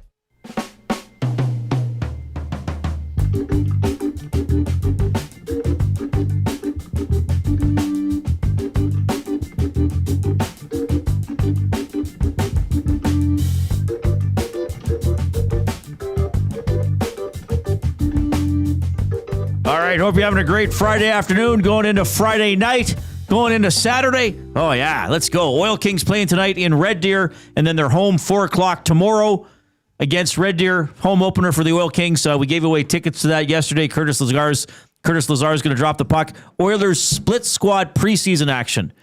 Game here, game in Calgary. 6 o'clock for both games, so I'll go to the game here. And Elks tomorrow at 5. Green and Gold kickoff show at 4 here on Edmonton Sports Talk with Jason Milne and Matt Iwanek. Got to do a couple limericks. Oh, yeah. Before we you know get what? out. My email's not coming through because I notice... You got to shut your computer down after. Well, when I go home, I'm going to shut it down. I'm not going to be typing while I'm driving. Well, I wouldn't put it past you. Pulled, hey, why are you on your laptop while you're driving? I'm working on my memoirs, I'm officer. watching a movie. What else am I going to do it? The Nerd Draft results are tight like a tiger cat. Elks head east to pound on that rat. Daniels is down, making Glue Guy frown. Leon wants a Selkie. I'm down with that. This one comes in from Velveteen Rabbit Montenegro. Oh, nice. It's his Friday handle, you know. Off-topic topic, and we're talking cosplay, pop culture, movies, comics, and anime. An elaborate process to make costumes that impress. Will there be teasers for Avengers? Doomsday? Well done, well done, well done. Should we do it, Reid? Wait. The afternoon inbox. Presented by River Cree Resort and Casino. River Cree Resort and Casino, home of Tap 25 restaurant, where the entire menu is 50% off 7 days a week from 2 to 5 p.m. Sorry, I had to get that in. Are we doing words of the day already? Yeah, baby. The word of the day with Reid and Jay. Oh, I'm sorry. Did I break your concentration? What do they got to say? Say what again? Say what again? I dare you. Let's find out. English, do you speak it? Also got to let you know we're in the Canadian Brewhouse studio. Win big this football season at the Canadian Brewhouse. Enter for a trip for 2 to Super Bowl looks plus weekly prizes. LX. And 1 to 60 plus $1 off Budweiser and Bud Light tankards. Details at thecanadianbrewhouse.com. Yeah, what is it? V and X? It's LX. LX. I think it's 60. I think it's Super Bowl 60. LX. Sounds like a car model. Super Bowl 60. Yeah, this is my new Integra LX. Yeah. Yeah, it's Sunday, February 8th. Where is it again? Oh, yeah, San Francisco Bay Area. Santa Clara. And was Dustin saying the Grey Cup halftime show is going to be a pretty significant... I think he knows who it is already. Really? Yeah. Wasn't he talking about the other day? I don't know. On one of our shows? I hath not heard. Yeah. I don't think it's been named. First word of the day. There's a little bug in here today. Yeah. Carrick. His name's Coob. Just joking, Coob. Carrick. Hang on. Grey Cup halftime show has not been announced. Carrick? Carrick. All right. There's that way. There's probably that way. I might have said like Carrack. Carrack. But it is pronounced Carrick.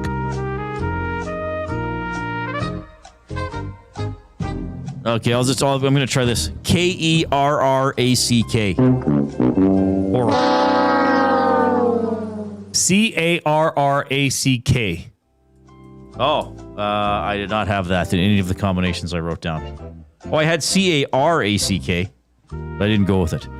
I have never heard this word. What could it possibly be? What does it remind me of? Well, it makes me think of a carrot, but I doubt it has anything to do with carrots. I will have to take it in a sentence, please, sir. The captain inspected the Carrick's multiple masts before setting sail.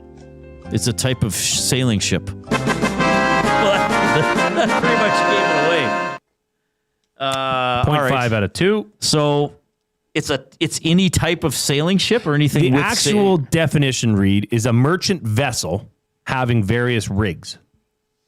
Okay. So more or less, yeah. It's a boat. I did not. Had you ever heard that term for a Carrick? I have friends whose name is their son's name is Carrick. Well, didn't Connor Carrick?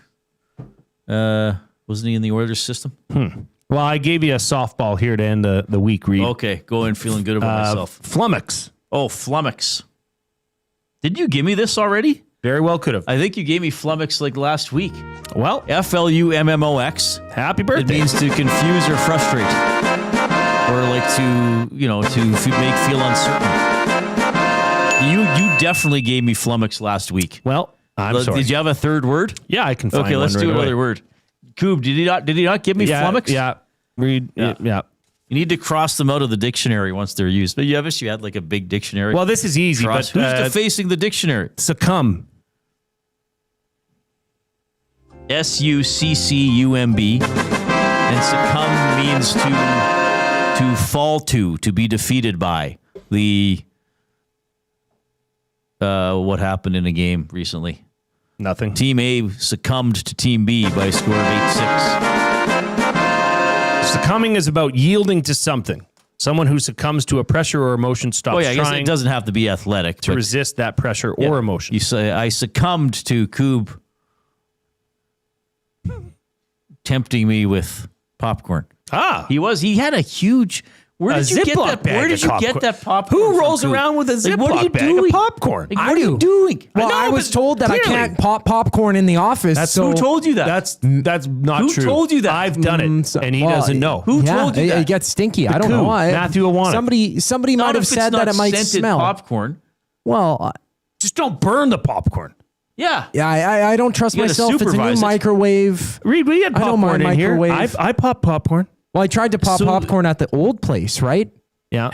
And it didn't pop properly. Well, it doesn't was have the state-of-the-art ventilation system as it does here. True enough. But I couldn't watch it at the old place. And if I did it during a show, then I would just get caught. I can't sit there for 3.5 minutes. And yeah, you don't want to be that guy that has the office smelling of popcorn. I might know a guy especially who if did you that. overcook it. Yeah. But at home, I know it's $3.40 every time. Right? Iwanek told you do not pop popcorn here. Well, no, I thought it would save me time. So while I was putting my lunch together, I was like, well, I don't need to use the microwave, but I want a quick snack. So you popped it at home. So I pre-popped it, put it in the bag. Why didn't you just bring it in the bag that it was in?